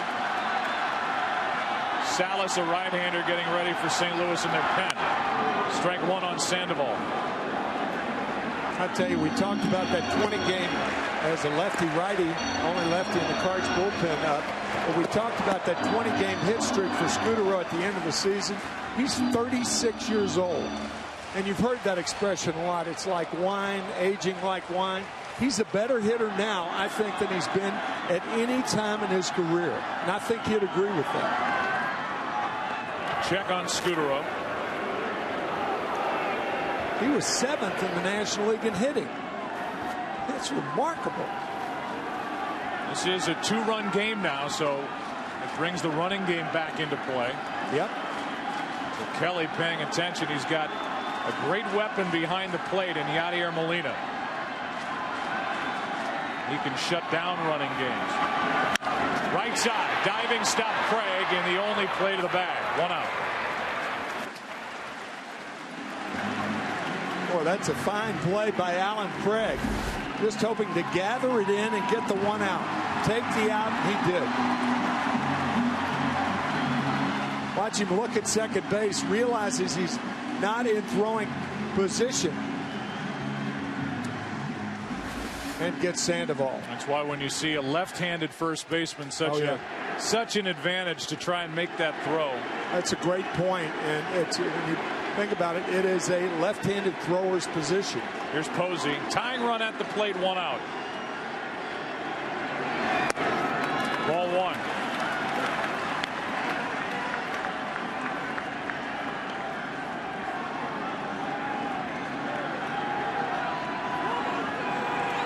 Posey is 0 for 2. He's flying to center, fly to right.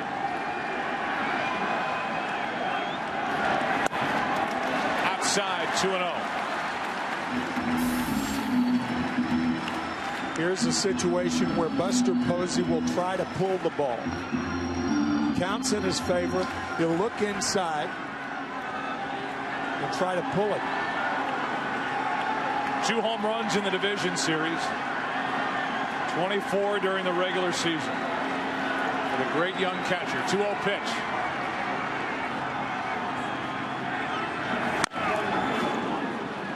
That had a wrinkle on it. It's 2-1.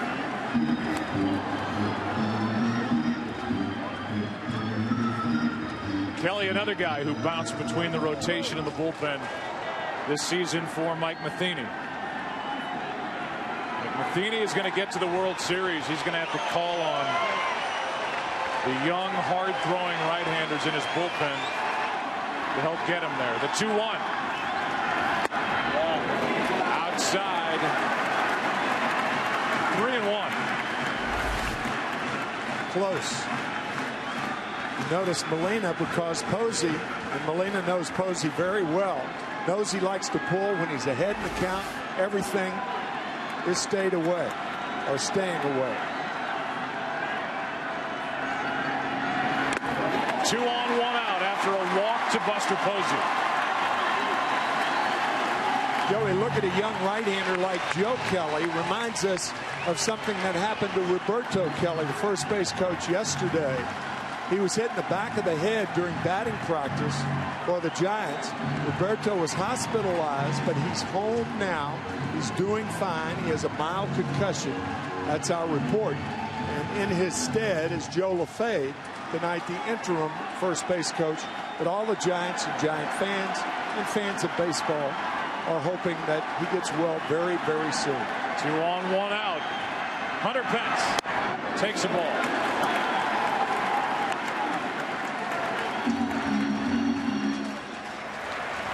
Mentioned it last time up. Now 101 hits in Pence's career against Cardinal pitching. All those days as a Houston Astro.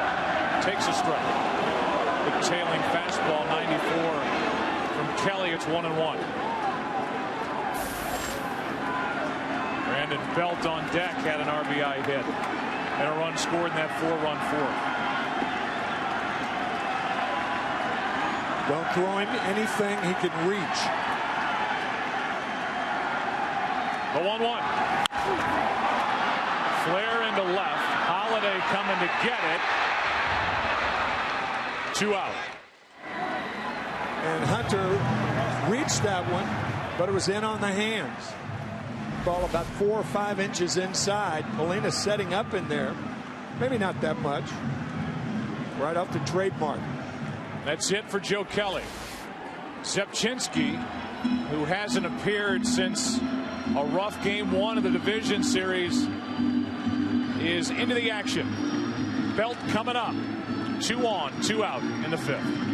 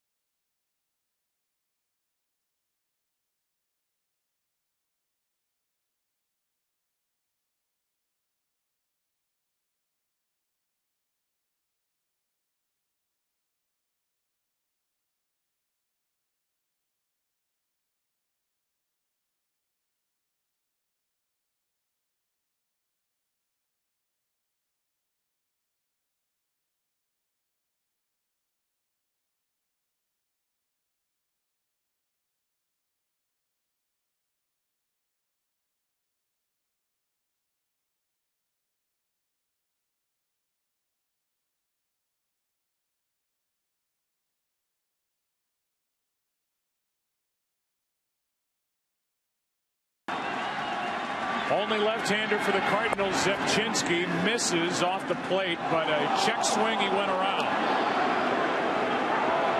Strike 1 on Brandon Belt as they appealed to Greg Gibson, the third base umpire.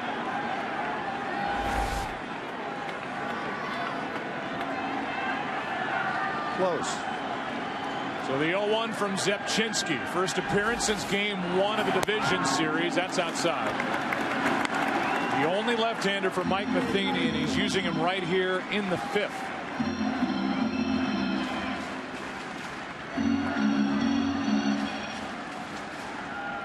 Gave up the winning runs in game 1 of that division series in St. Louis against the Nationals. The 1-1. Fly ball into left center. Jay has it. The inning is over. A hit, a walk, 2 left. Giants have stranded 5. We played 5. Cardinals lead by 2.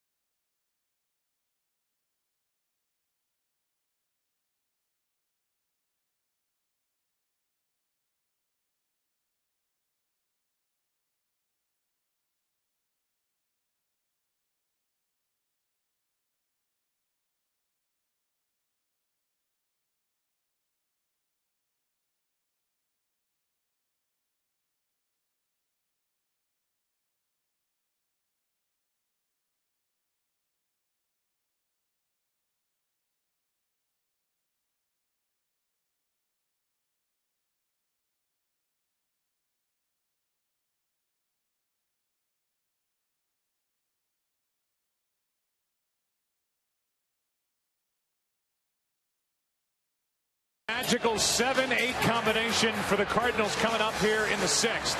Descalso and Cosmo. The division series, 3 home runs, 11 RBIs, 11 runs scored. And that combo tied it and won it in Game 5 in D.C. And tonight they've been busy. Descalso, who will lead it off, 2 for 2 with a run scored. Cosmo, an RBI single, a stolen base, and a run scored. Lincecum pitched a scoreless 5th, as did the combination of Joe Kelly and Mark Zemchinski, as Trevor Rosenthal, the right-hander for St. Louis, gets loose down the right field line. A 1-0. 1-1. Thing is, for the Giants, in the 6th inning, they have 2 left-handed hitters coming up to face Zemchinski. So it's a tough job for Mike Matheny right now to determine whether you should use the pinch hitter or leave Zemchinski in there to bunt him over if they have runners on at either first and second. There's a strike. It's 1-2. Those 2 hitters will be Blanco and Crawford. If there are 2 outs and nobody on, there's no question Zemchinski is going to hit for himself. But if there's a man on, you'd leave him in the bunt. Right side, he's pulled 3 pitches tonight and retired for the first time this evening. Descalso out with Belt tossing to Lincecum. Tonight's game sponsored by Geico. 15 minutes could save you 15% or more on car insurance. And by Gatorade. Gatorade knows it all begins within. Win from within. 1 out in the 6th inning, and Cosmo digs his way in.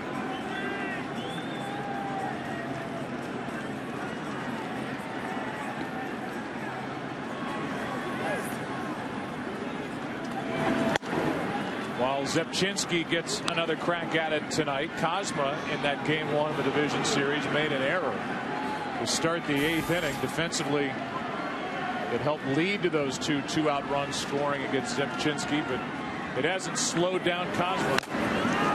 He has taken a full swing and has shown some pop. He fouls that one off the hockey-style mask of Posey, and that one got him. 1 ball, 1 strike on Cosmo.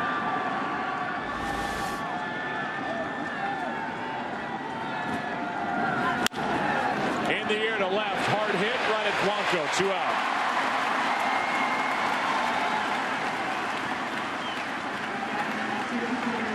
In-game box score for the Cardinals. Guy who just flied to left, 1 for 3 on the night. Up at the top, Jay with a 2-out RBI single. Beltran, a 2-run shot. Further down the order, the number 6 man, Freeze, with a 2-run shot. The in-game box score brought to you by Geico. As Skip Schumacher takes the ball outside, and that answers that. It'll be Rosenthal to start the 6th inning fresh. Zemchinski goes 1/3 of an inning. He got Belt in the fly ball to center. So his night is over.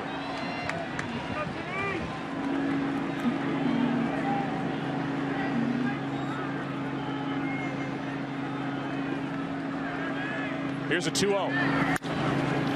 Little fly ball into left. Blanco, a sliding catch to end the inning. This has turned into a fun, good game in San Francisco, hasn't it? Yeah. Blanco sliding to end the top of the 6th. Rosenthal coming in. Cardinals up 6-4.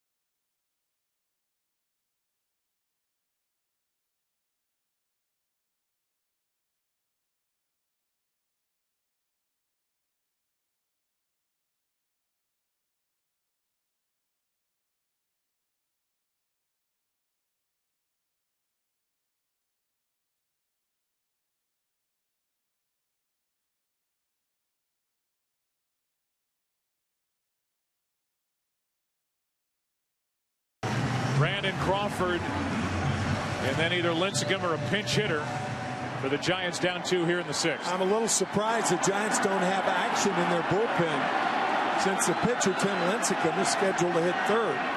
Blanco tries to bunt. Rosenthal fires a strike. 1 to the plate, 1 to first. 1 out. How about this kid? Started the year in Double-A, and we already talked about him, but there are a few guys that can legitimately get it up there in triple digits. Chapman from the Reds, nobody throws harder, but from the right side, this is about as hard as anybody throws in the league. And to reiterate what we said earlier, as the Giants bullpen, Jeremy Affeldt is up, about ready, going to get ready. But I mean, he throws it over 100 miles an hour, and yet 638 players were drafted before Trevor Hoffman. That, to me, is one of the more eye-opening draft stats or draft notes that I've ever seen. Trevor Rosenthal, I beg your pardon. He hopes to someday be Trevor Hoffman. Oh, yeah. Here's a foul on a play left side, and the count's 0-2. So you've got there are guys that can throw hard, upper 90s, but then he'll throw an 80-mile-an-hour curveball that's knee-buckling. Yeah. Got a slider, but that combination fastball, curveball, lethal. A starter in the minor league, so he has more than just heat. Terrio on deck. That one bounces in. Mike Matheny saw him, Trevor Rosenthal that is, he saw him while being a roving instructor 2 years ago. And there was something that obviously just caught his eye, but at that time he didn't throw quite as hard as he was now as the Tri-Cities of Moline, Davenport, Rock Island.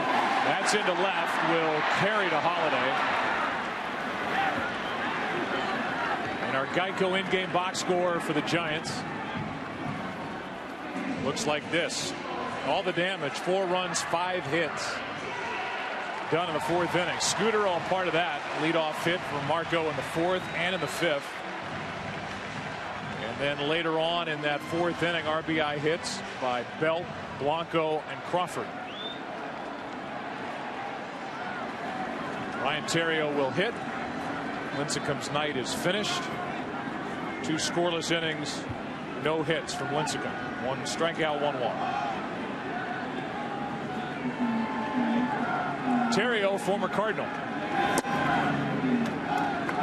Takes low, ball 1. Joe, looking ahead, to me, not allowing Lincecum to hit with 2 out and nobody on guarantees that he'll be starting on Thursday night. That'll be game 4. 2-0. I think he's shown enough in this postseason. I think he matches up better against the Cardinals than Zito. I agree. Here's a 2-0. Little high, 3-0. Barry Zito, by the way, Bruce Bochy saying that he would probably, if it looks like it's going to be a tie game, that he would probably use Barry Zito in extra innings as more or less a second, third, fourth starter. That's what a lot of managers do with a starter put in the bullpen during the postseason. Zito got hot in the second half. Yeah, 15-game winner. Here's the 3-1. A 2-out walk. Will bring the tying run up with Pagan walking to the plate.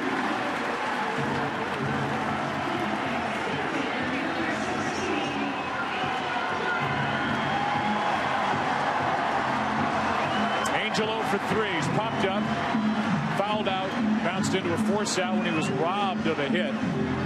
That long bottom of the 4th inning on a diving stop by Descalso, the second baseman to his right. Yeah, if that gets by Descalso, that's another run for the Giants.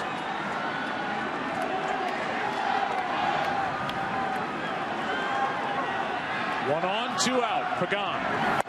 Strike 1. Angel hit 8 home runs. Switch hitter. 288 during the regular season, but was hot down the stretch. Scored the most runs in baseball from August 3rd on.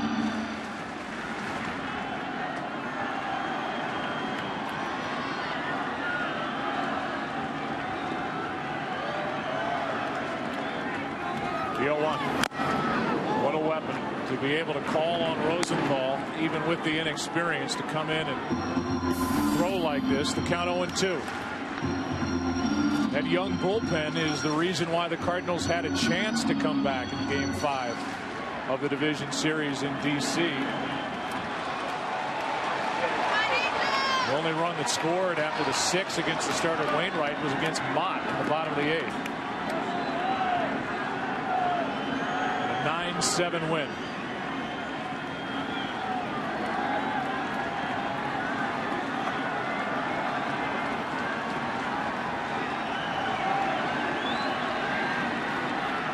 Now the 0-2. Out of play. By rallying from down 6-0, the Cardinals in Game 5 accomplished the biggest comeback in a winner-take-all postseason game in MLB history. The day before, the San Francisco Giants had a 6-0 lead and fended off the feisty Cincinnati Reds. And the Giants won the game. They made history in that series. Yeah. The 0-2. Ball 1. Only team to win the final 3 on the road to win a best of 5 after dropping the first 2 at home. Bruce Bochy, while he doesn't reveal much to the general population, evidently let his team hear it as well in a positive sense prior to Game 3. And as soon as he finished his pregame Newt Rockne speech, up stepped Hunter Pence. And the fire and brimstone from Pence carried over into the dugout, out onto the field, and an extra inning win, and they were alive. And then they won Game 4, Game 5. Here they are.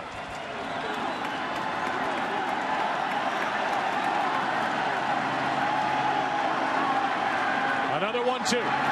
Got him looking. Strikeout for Rosenthal as he gets Pagan. And that sends Game 1 into the 7th. We've got 10 runs that have scored in this game, but we've seen these two teams flash some leather. It's been a good Game 1. 6-4 Cardinals into the 7th. Back after this from your local Fox station.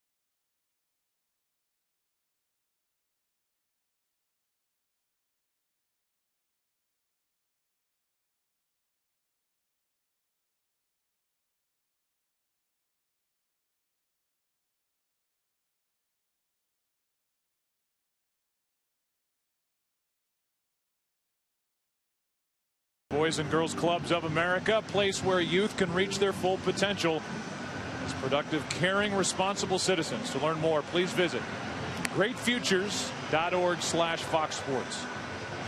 7th inning rolls in. And Jeremy Affeldt, the left-hander, takes over 4th pitcher of the night. Bumgarner could not get through 4. Contos finished it. Lincecum 2, now Affeldt. The Cardinals, it appears going to go back to their bullpen with Mujica getting loose after Rosenthal worked the scoreless 6th. So the wheels are turning. And here in the 7th, top of the lineup for St. Louis, Jay, Beltran, and Holiday. Jeremy Affeldt has done a very good job out of the bullpen. Bruce Bochy can get more distance out of that left-hander than he can out of Maharis or, for that matter, Javier Lopez. Avoiding that injury in Game 5 in Cincinnati. And that foul ball was hit by Gregor Blanco. Yeah, good pitch on the outside corner starts the 7th. And John Jay, who had an important 2-out RBI hit in the 4th inning, not just to score that run, but to get Beltran up, who went deep to left as the right-hander Casilla gets loose. I think Bochy has Casilla up just in case the left thumb of Affeldt causes him to throw wild pitches if he gets wild in the process. Jay hits it in the air to left. Back is Blanco, 1 out. Got a good jump. Let's go down to Aaron Andrews. Aaron. Just to add on what Tim was talking about with Jeremy Affeldt and jamming his hand in Game 5 when he was standing on top of the stairs in the dugout when that ball was lined in. He's kind of the walking disaster, a version of me, actually. He last year stabbed his hand when he was trying to separate frozen burger patties. I don't blame him with that one. And then this year he went on the DL, spraining his knee trying to hug his son. Sounds like a good time. Stay away. Giant schleprock, but he can pitch. And he's been a big part of this bullpen, certainly was in 2010 when they won it all. Beltran gets booed a little louder after that 4th inning home run. All 3 of his home runs have been right-handed this postseason.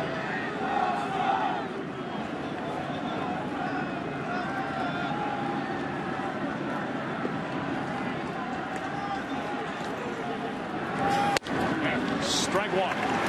I think a lot of Giant fans overreacted, understandably, when they saw the cast, that cloth cast on Affeldt's hand after that incident where Blanco fouled it off. He didn't want it injured in the celebrations. That is just low. 2-1. And I think that's a valid point, too. But I think the next memo from the Major League Baseball office, from the commissioner, will be something about taking more control over celebrations. Here's a fly ball to left. Blanco, 2 out. Be they celebrations after a win like the Giants had after Game 5 in Cincinnati, or celebrations at home plate. I mean, they're getting out of hand. They like hunt guys down, chase them all over the field. I mean, it's funny, but the chance of injury is just too great for these guys to be celebrating in that fashion. 2 out, nobody on. The batter is Holiday. Grounds to short. Crawford to his left. Quick and easy inning for Jeremy Affeldt. I can't wait for Tony Bennett.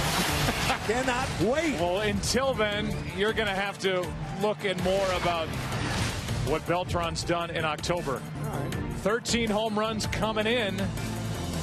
And back in the 4th inning, we hit number 14. That was off Bumgarner, and that was the end of his night. Made it 6-0. It's 6-4. Time to stretch. And let's go to the public address announcer, Rennell Brooks Moon, for the introduction of God Bless America.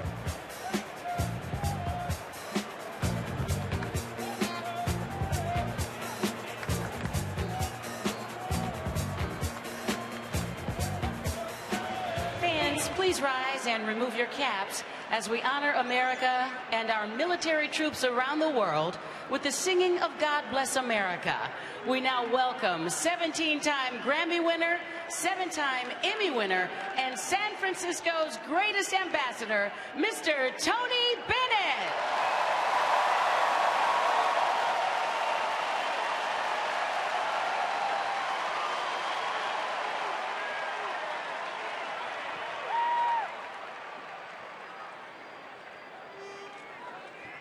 God bless America, land that I love. Stand beside her and guide her through the night with a light from above. From the mountains to the prairies, to the ocean, white with foam. God bless America, my home, sweet home. Everybody. God bless America, my home, sweet home.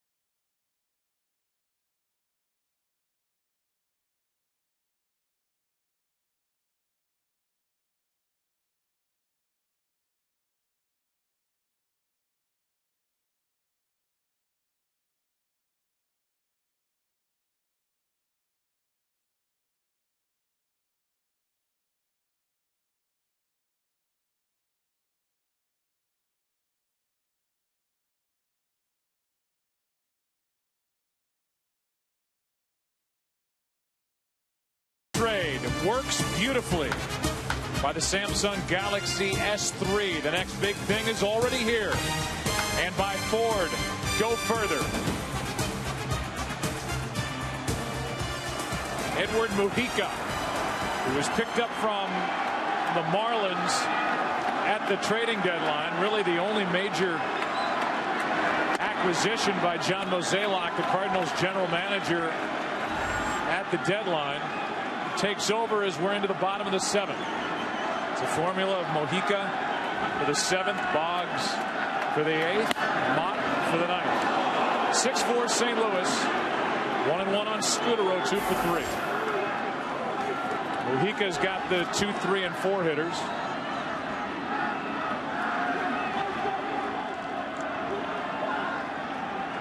The 1-1. Strike 2. A little craftier right-hander in Mojica than Rosenthal, who pitched that scoreless 6th inning and showed just how good and electric his stuff is. 1-2. Struck him out. And Scudero retired for the 2nd time tonight. Good start for Mojica. That's not bad to strike out a guy swinging and missing like Scudero with the splitter. For a guy who swung through only 15 pitches since August 3rd. 15. That doesn't mean he made an out on him. He just swung through it. Could have been the 1st strike, 2nd strike, 3rd strike. That's remarkable. Yeah, it really is. Here's Sandoval. Gotta say something about the 86-year-old Tony Bennett. How good, how great I was thinking the same thing. Can't let that go without a comment. Can you still hit notes like that when you're 86 years young? Off the outside part to Sandoval. Hitless tonight with a walk.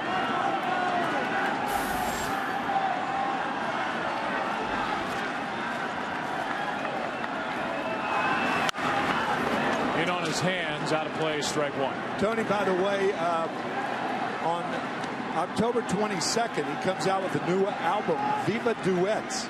He sings Rags to Riches with Romeo Santos, and it's a bit of crass commercialism, but Fox is looking to license that CD. So I'm giving the company a pop. Hey, big deal. The 1-1. Are you already answering your critics on that one? Kind of. But it is crass. But so what? It's Tony Bennett. Come on. 1-2 on Sandoval. Who, by the way, has gone from rags to riches. No, there used to be a ballpark here with you and Tony. No. Tony, a national treasure. On a clear day. Here's the 0-2 to Sandoval. Got him with a fastball. Tipped into the mid of Molina. 2 out. 2 straight strikeouts for Maharis. That's Scudero with the splitter and the tailing fastball. Hits Sandoval.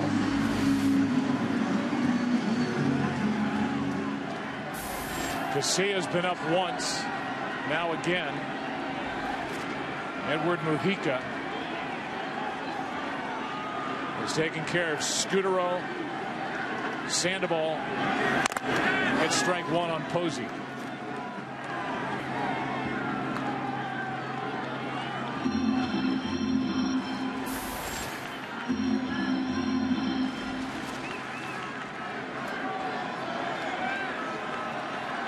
Posey tonight hitless, 0 for 2 with a walk.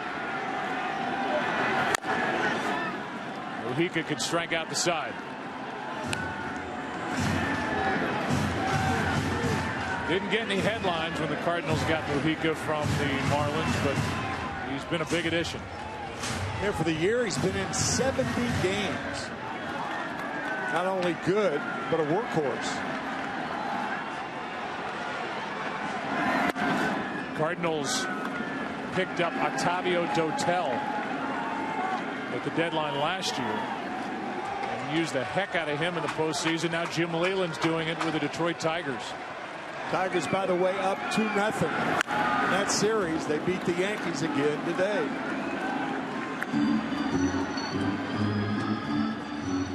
The state of starting pitching and the matchups that exist now out of bullpens. What a luxury from Matheny or now Leyland to have somebody with seemingly a rubber arm able to go out there night after night. That's what Mojica does, and he strikes out the side in the 7th. Can't do it any better than number 44 for the Cardinals. We go to the 8th, game 1, 6-4 St. Louis.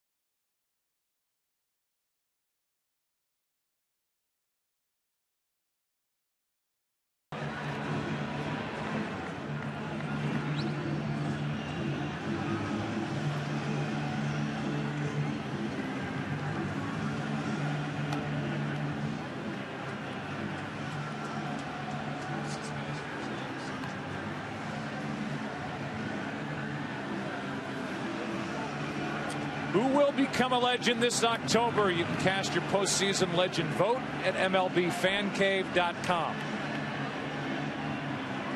8th inning, 6-4. St. Louis on top. They've led since the 2nd inning, and Santiago Casilla is the 5th pitcher of the night for the Giants.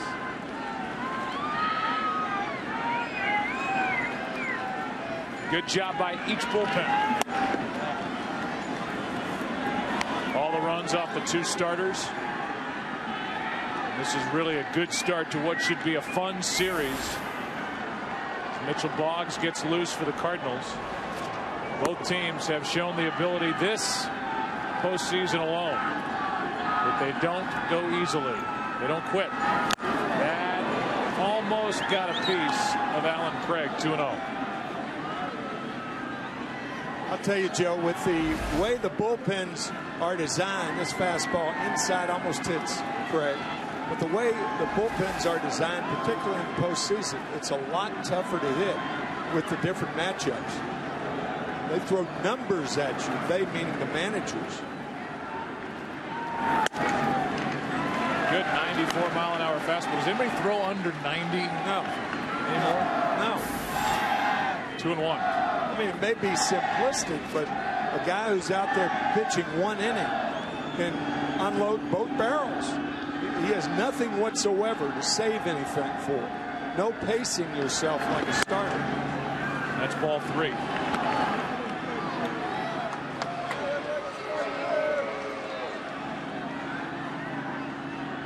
Craig has walked already once tonight, 0 for 2. Bumgarner still out there for the Giants. Couldn't get through 4 tonight. 6 runs on 7 hits. 3-1. Good pitch, strike 2. Full count.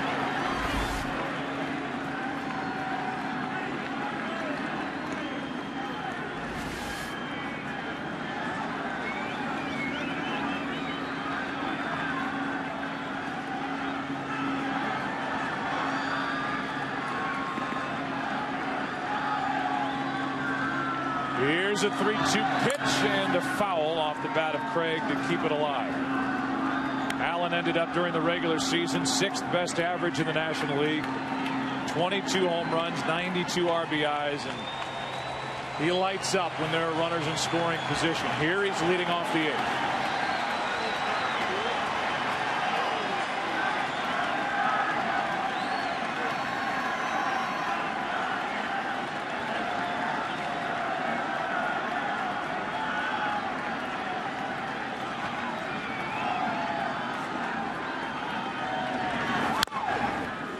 Pretty good at bat.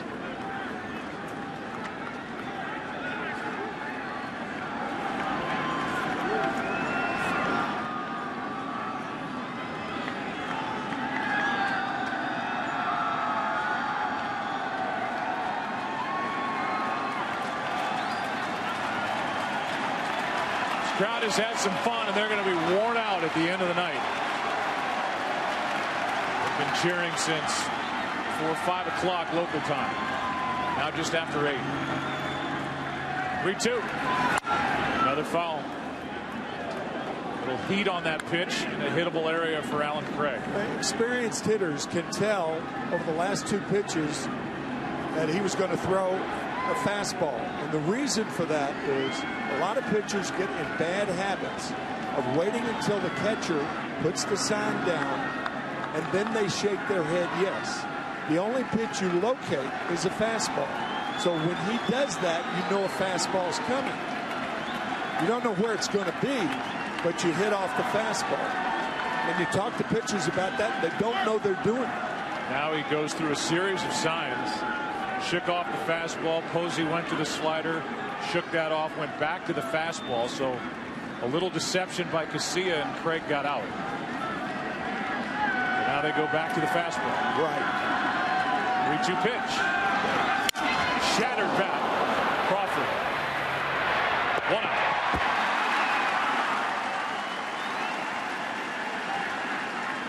9 in a row retired by this Giants bullpen. Tomorrow night here on Fox, Game 2 of the NLCS. Coverage begins at 7:30 Eastern, 4:30 Pacific. And then on Tuesday night, TBS will have Game 3 of the ALCS from Detroit, starting at 8 Eastern, 5 Pacific in that good matchup. Here's our matchup tomorrow night. Carpenter, our interview guest earlier in the game, against Ryan Vogelsong. Carpenter a winner in Game 3. Vogelsong a good effort in Cincinnati. No decision in that extra inning win. And that matchup in the ALCS, Verlander and Sabathia. The Yankees are up against it. Not only down 2 games to nothing, but facing the reigning AL Cy Young and MVP. 17-game winner from the regular season. 2-0 this postseason. Coming off that 4-hit shutout, the decisive Game 5 in Oakland. To get Detroit to the ALCS. Nobody better in the game for my money out of the starting rotation on any roster than Justin Verlander. Couldn't agree more. It's really stepping out on a limb. And here's a chopper left side. High hop for Sandoval. Bad throw. An unforced error he had forever with Molina running. E5. You know, sometimes when you take forever, you're giving the first baseman a chance to get over and cover the bag. But Brandon Belt was there well in time to receive a good throw. The ball in the dirt and in between hop, and an error on Sandoval. Careless on that play. Made 13 during the regular season, and that's about as easy as it's going to get on that high hop for Sandoval. A slow runner going down the line. Now Freese, who's homered tonight. 6 career postseason home runs. 1 for 3 on the evening. Timeout is called prior to the throw over.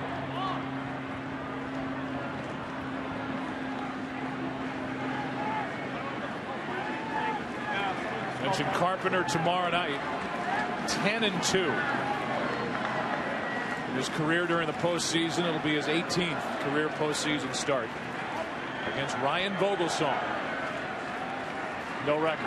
That good start under his belt in Cincinnati. Strike one on Freeze.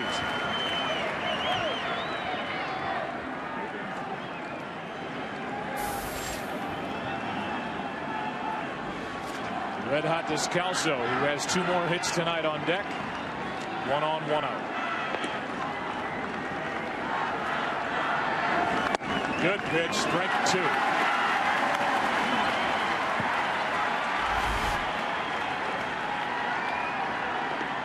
That was a spinning slider right there. It's a dangerous pitch, yeah.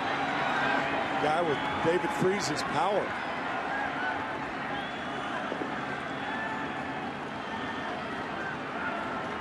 Garcia ready, so's Freeze. 0-2. Got him, 2 out.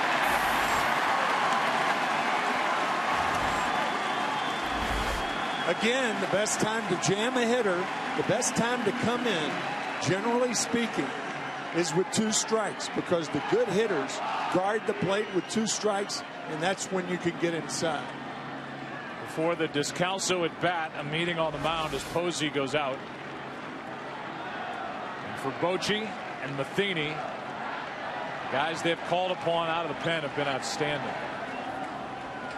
Only 1 hit allowed. And in this 8th inning, Garcia's trying to get around the error by Sandoval. He'll have to get Descalso. He had 2 home runs in the division series. So Jose Mijares gets loose for the Giants.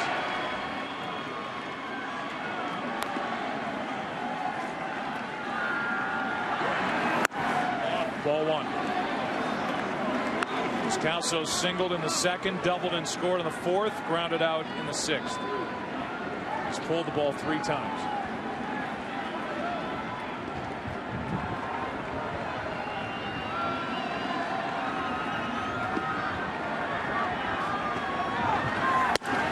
Good pitch inside corner, a ball and a strike.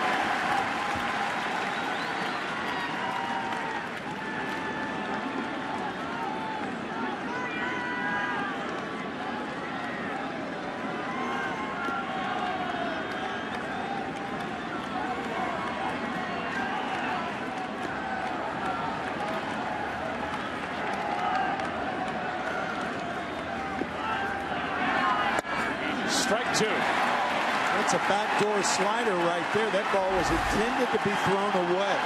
Posey sets up away, catches the outside corner.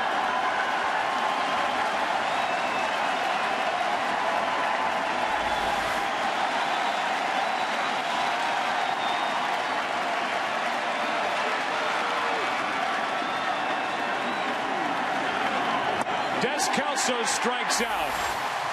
2 strikeouts in the inning. Garcia gets around the error. Bottom of the 8th. Hence to lead it off.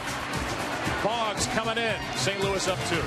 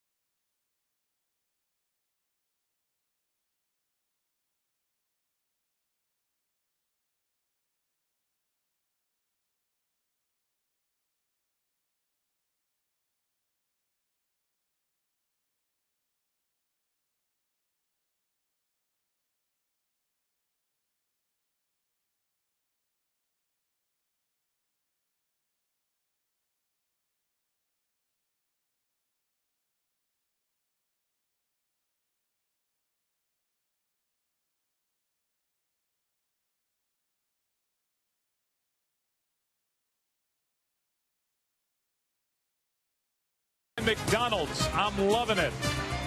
By Liberty Mutual Insurance, responsibility, what's your policy? And by AT&T, the nation's largest 4G network. AT&T, rethink possible.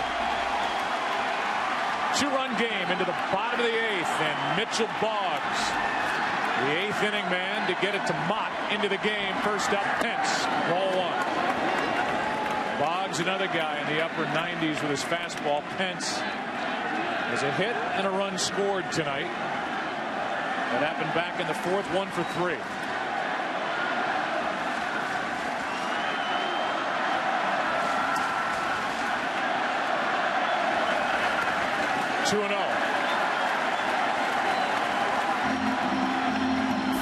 Cardinals have Salas in their bullpen and Mott.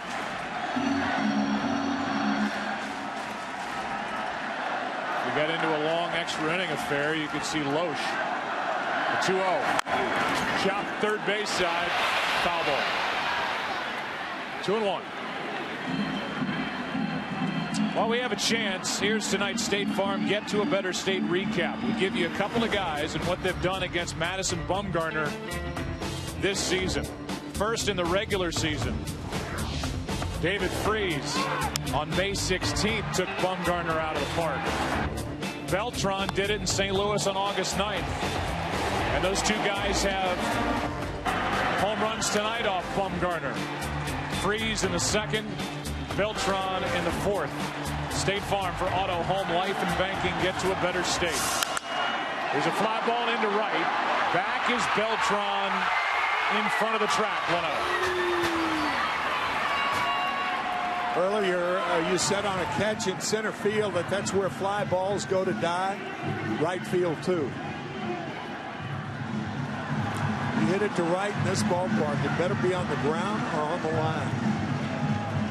From a right-handed batter, good luck. Yeah, forget it. Barry Bonds, on the other hand, had no issues. 62 splashdowns, balls hit and due. McCovey cold. Barry Bonds had 36 of them.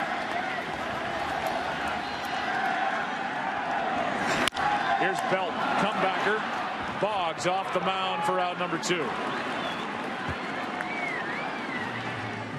And they wait for home run shots out there in right. Kayaks, beautiful. Canoes,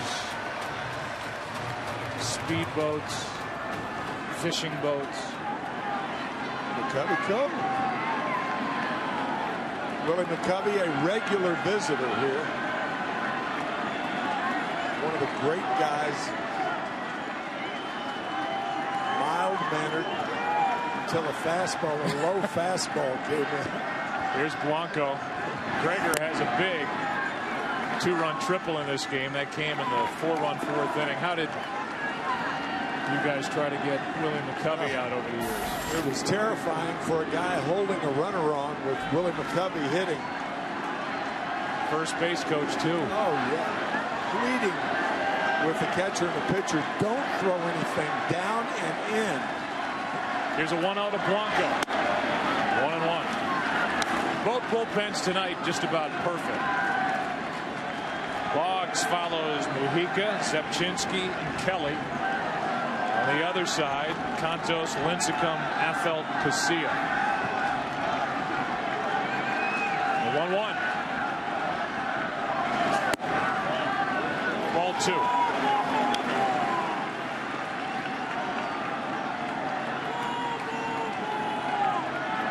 Guy I failed to mention in the Cardinal bullpen is one of the youngest of the group out there, Shelby Miller, who stays on the roster in his NLCS. That's strike 2. Shelby was added during the division series when the Cardinals put Jaime Garcia on the injured list. They could add a pitcher. Garcia is likely facing shoulder surgery. He's had 3 opinions. Shoulder slowed him down a couple of times this season, and the talented left-handers had a tough time with that shoulder, and he is facing, it appears, surgery, which would cut into 2013. Here comes a 2-2 from Boggs. In the air to left, easy for Holiday. The Great bullpen work continues. That sends us into the 9th inning. Game 1. NLCS. St. Louis up on San Francisco 6-4.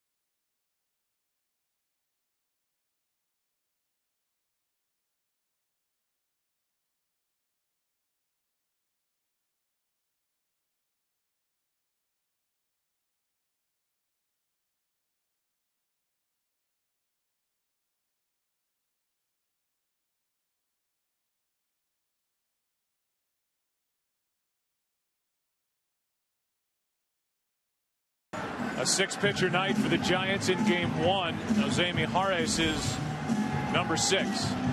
Good work by Casilla, Affelt, Lincecum, Cantos in relief of Bumgarner, who went 3 2/3, allowed all 6 runs tonight.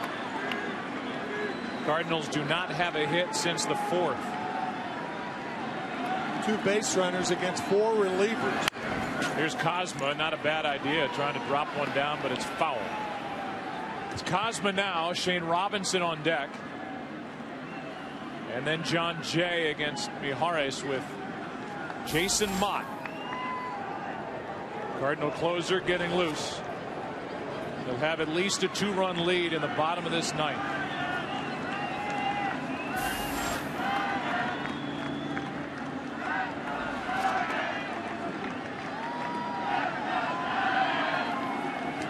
Cosma. Strike 2. Cosma with an RBI single, a stolen base, a run scored, and that 4-run fourth for St. Louis. Each side got 4 in the 4th. After the Cardinals got 2 in the 2nd on the home run by Freese, and that's all the scoring. Fouled back. And this Cosma, not a big guy. He gets a pretty good rip. Count still 0-2. Not only does he have a single for an RBI, but he's lined out to left.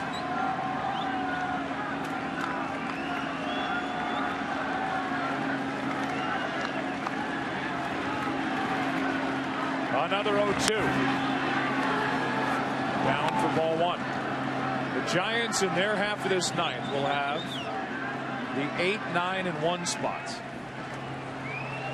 Crawford, pinch hitter, and Pagan. 2 pinch hitters at the start. Kozma strikes out. Wow, what a disappearing slider by Mijares. Watch this ball break. It disappears on Kozma. He missed that ball by about 8 inches. That is nasty right there. So 1 out. Shane Robinson will come off the bench to bat for Boggs. 1 scoreless inning for Mitchell. After Mujica struck out the side in the 7th, Rosenthal worked a scoreless 6th. Zepchinski got 1 out, the only man he faced in the 5th.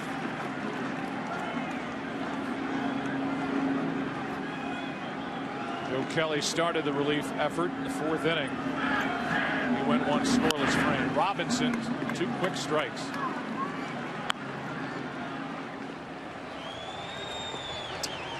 Bruce Bochy wants to go with 2 pinch hitters to start the 9th. He can call on Nady, Arias. We can stick with Crawford. The 0-2. Ball 1. I think you stick with Crawford and perhaps let Hector Sanchez, the switch hitter, hit against Mott. Then you have 3 left-handers facing Mott. I think that's your best bet right there. Fly ball slicing into right. Pence. 2 out.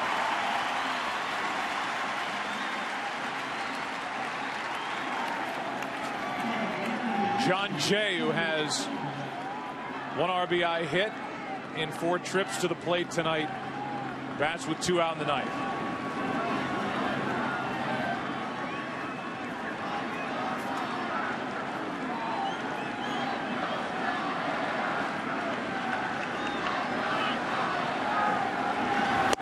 Late swing and a miss. Good zip from Mijares. 92 miles per hour, strike 1.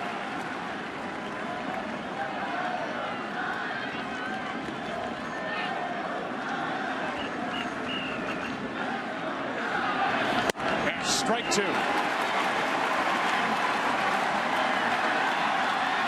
Bullpen for the Giants could not do any better.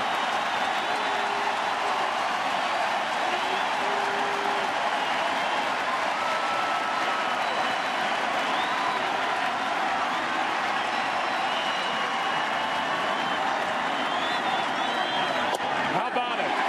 Let's go to the bottom of the 9th inning in game 1. A scoreless 9th by Mijares. Mott will take over, trying to save game 1 of the NLCS.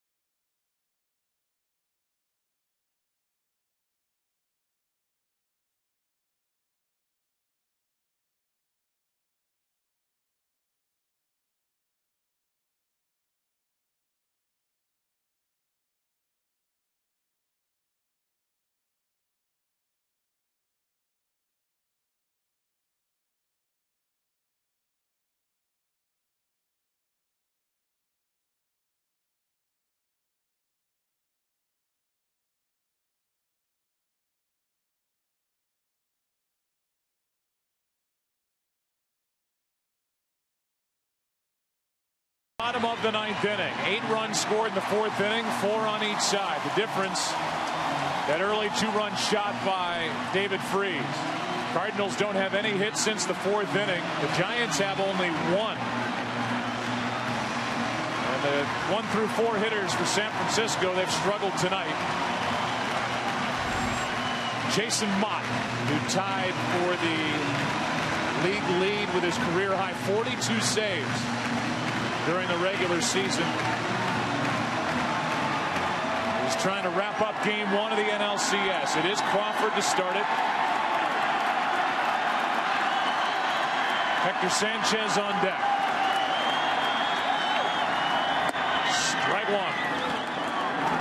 Mott had a 1-2-3 9th inning after the Cardinals had a 4-run top of the 9th to win game 5 of the division series on Friday night. He did give up a run in the bottom of the 8th.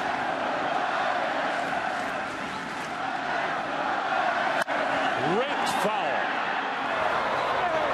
That ball was smoked by Crawford, who hit 4 home runs during the regular season.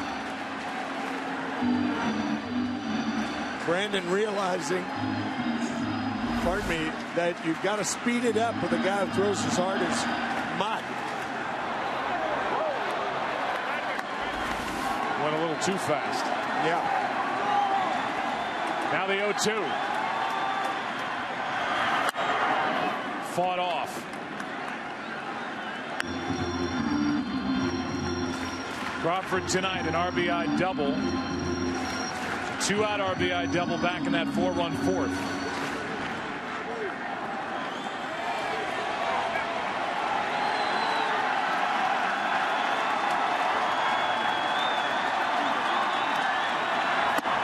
Ball 1.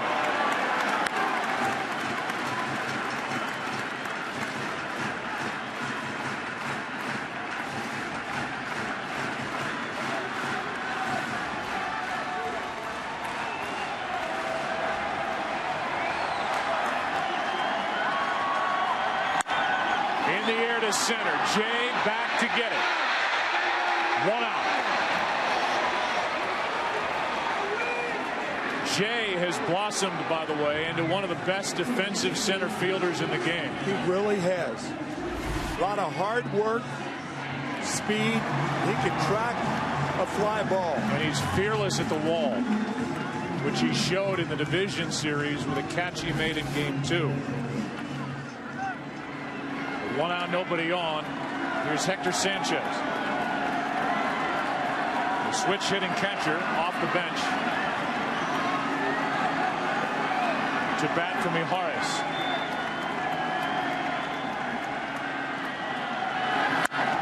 Strike 1.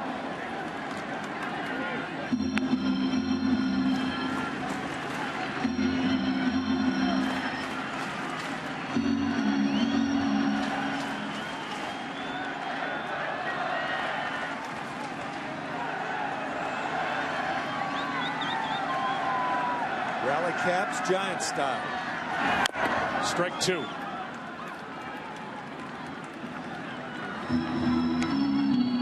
Nothing in 2 with Pagan, the leadoff man, waiting on deck.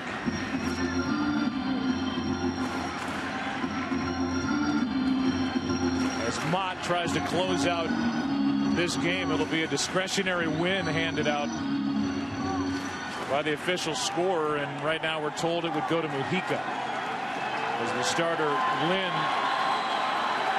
didn't go the required 5 innings. He didn't go 4 and 3 2/3. And Mujica struck out the side in the 7th. Here's the 0-2. Ball 1. 98 from Jason Mott. Bumgarner would get the loss. His second of this postseason.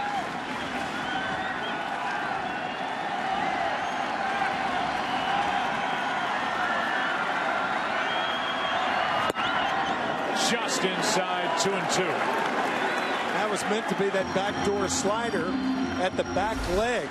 It was effective, but inside. Watch his left leg. Giants just need one base runner to have a chance. The former catcher, Mott. High heat, 97, fouled back by Sanchez. Bob Brindley, our pal, made a great point in the division series working with Dick Stockton. He said that Jason Mott is a converted catcher and he pitches like he caught. And it's understandable. He's got that where he deliberately brings the ball out, shows it to the hitter. There's no deception. Here's a pop-up. Left side, Holiday has out number 2. Jason Mott, who was on the mound when the World Series ended last October. Game 7 in the win against the Texas Rangers. 1 out away from another postseason save.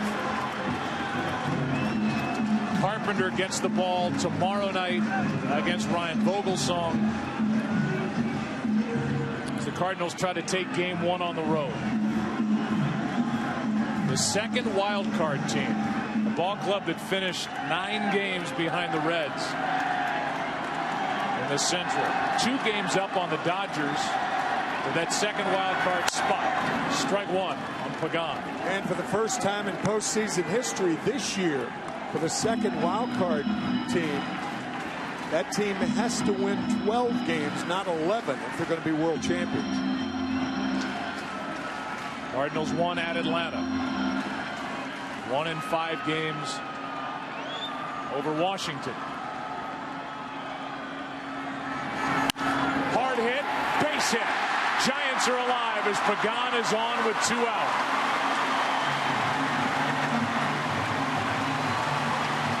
First hit of the night for Angel Pagan.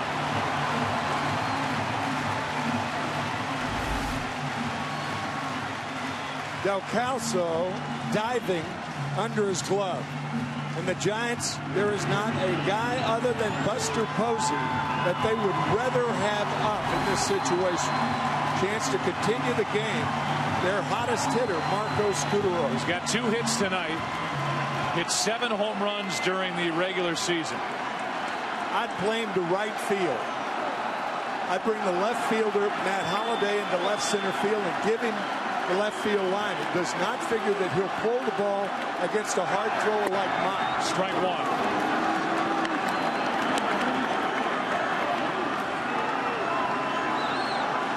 Last home run, September 27th against the Diamondbacks for Scutaro. As the closer Romo gets loose.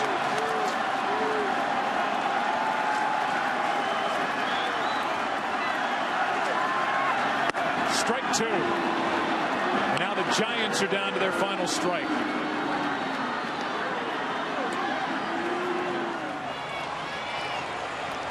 Not much in this appearance by Mott other than just rearing back and throwing it as hard as he can.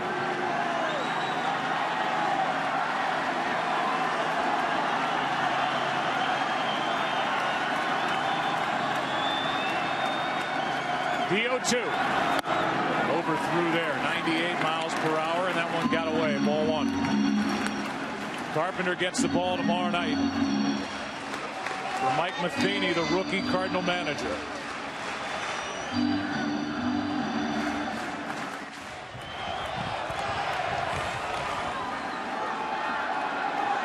Here's a 1-2. Runner takes second, and that ends it. Cardinals win game 1, 6-4.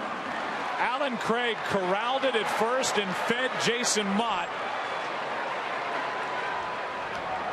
And it was anything but routine to end the night here in San Francisco. Fantastic bullpen work by both clubs.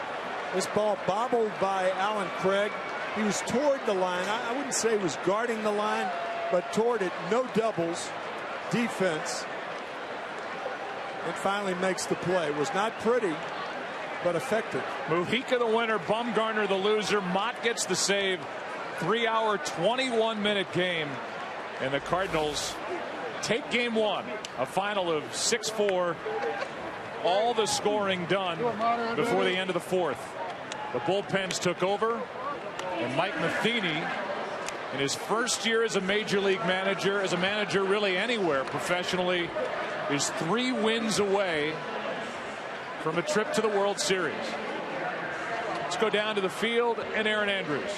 Joe, thanks so much. Carlos, you said heading into this series you weren't going to have any bitterness, but what were your emotions coming out here playing in front of San Francisco crowd? I understand that they're not going to root for me, but at the same time I'm here to win a championship, and they're also trying to win a championship. So it's a good day for me. It was good that we were able to win this one, the first game out of the series. You know, they always play good here at home, and they play a good game. Good day for you, yes. 2-run home run. Good postseason for you. What is going right for you right now? Well, right now I feel like I'm seeing the ball well. I'm not trying to do too much, and you know, my approach at the plate seems like it's good right now, and I'm just trying to take advantage of that. I'm going to have you give a little love to your bullpen there and what they were able to do after Lance Lynn wasn't able to hold on to that 6-run lead there. Well, the reason why we're here is because our bullpen has been great for us. You know, every time our starting pitchers, you know, are not able to go the distance, you know, they're able to come in and shut the doors. Thanks for your time. See you tomorrow. Joe. Carlos Beltran, thanks, Aaron. One of the real good guys in the game of baseball. Played for a long, long time. In his 14th season in the big leagues, trying to help the Cardinals get to the World Series. It would be his first. The Cardinals take game 1. We'll take a break, come back, wrap up our night. The Cardinals hang on and win 6-4 here in San Francisco in game 1.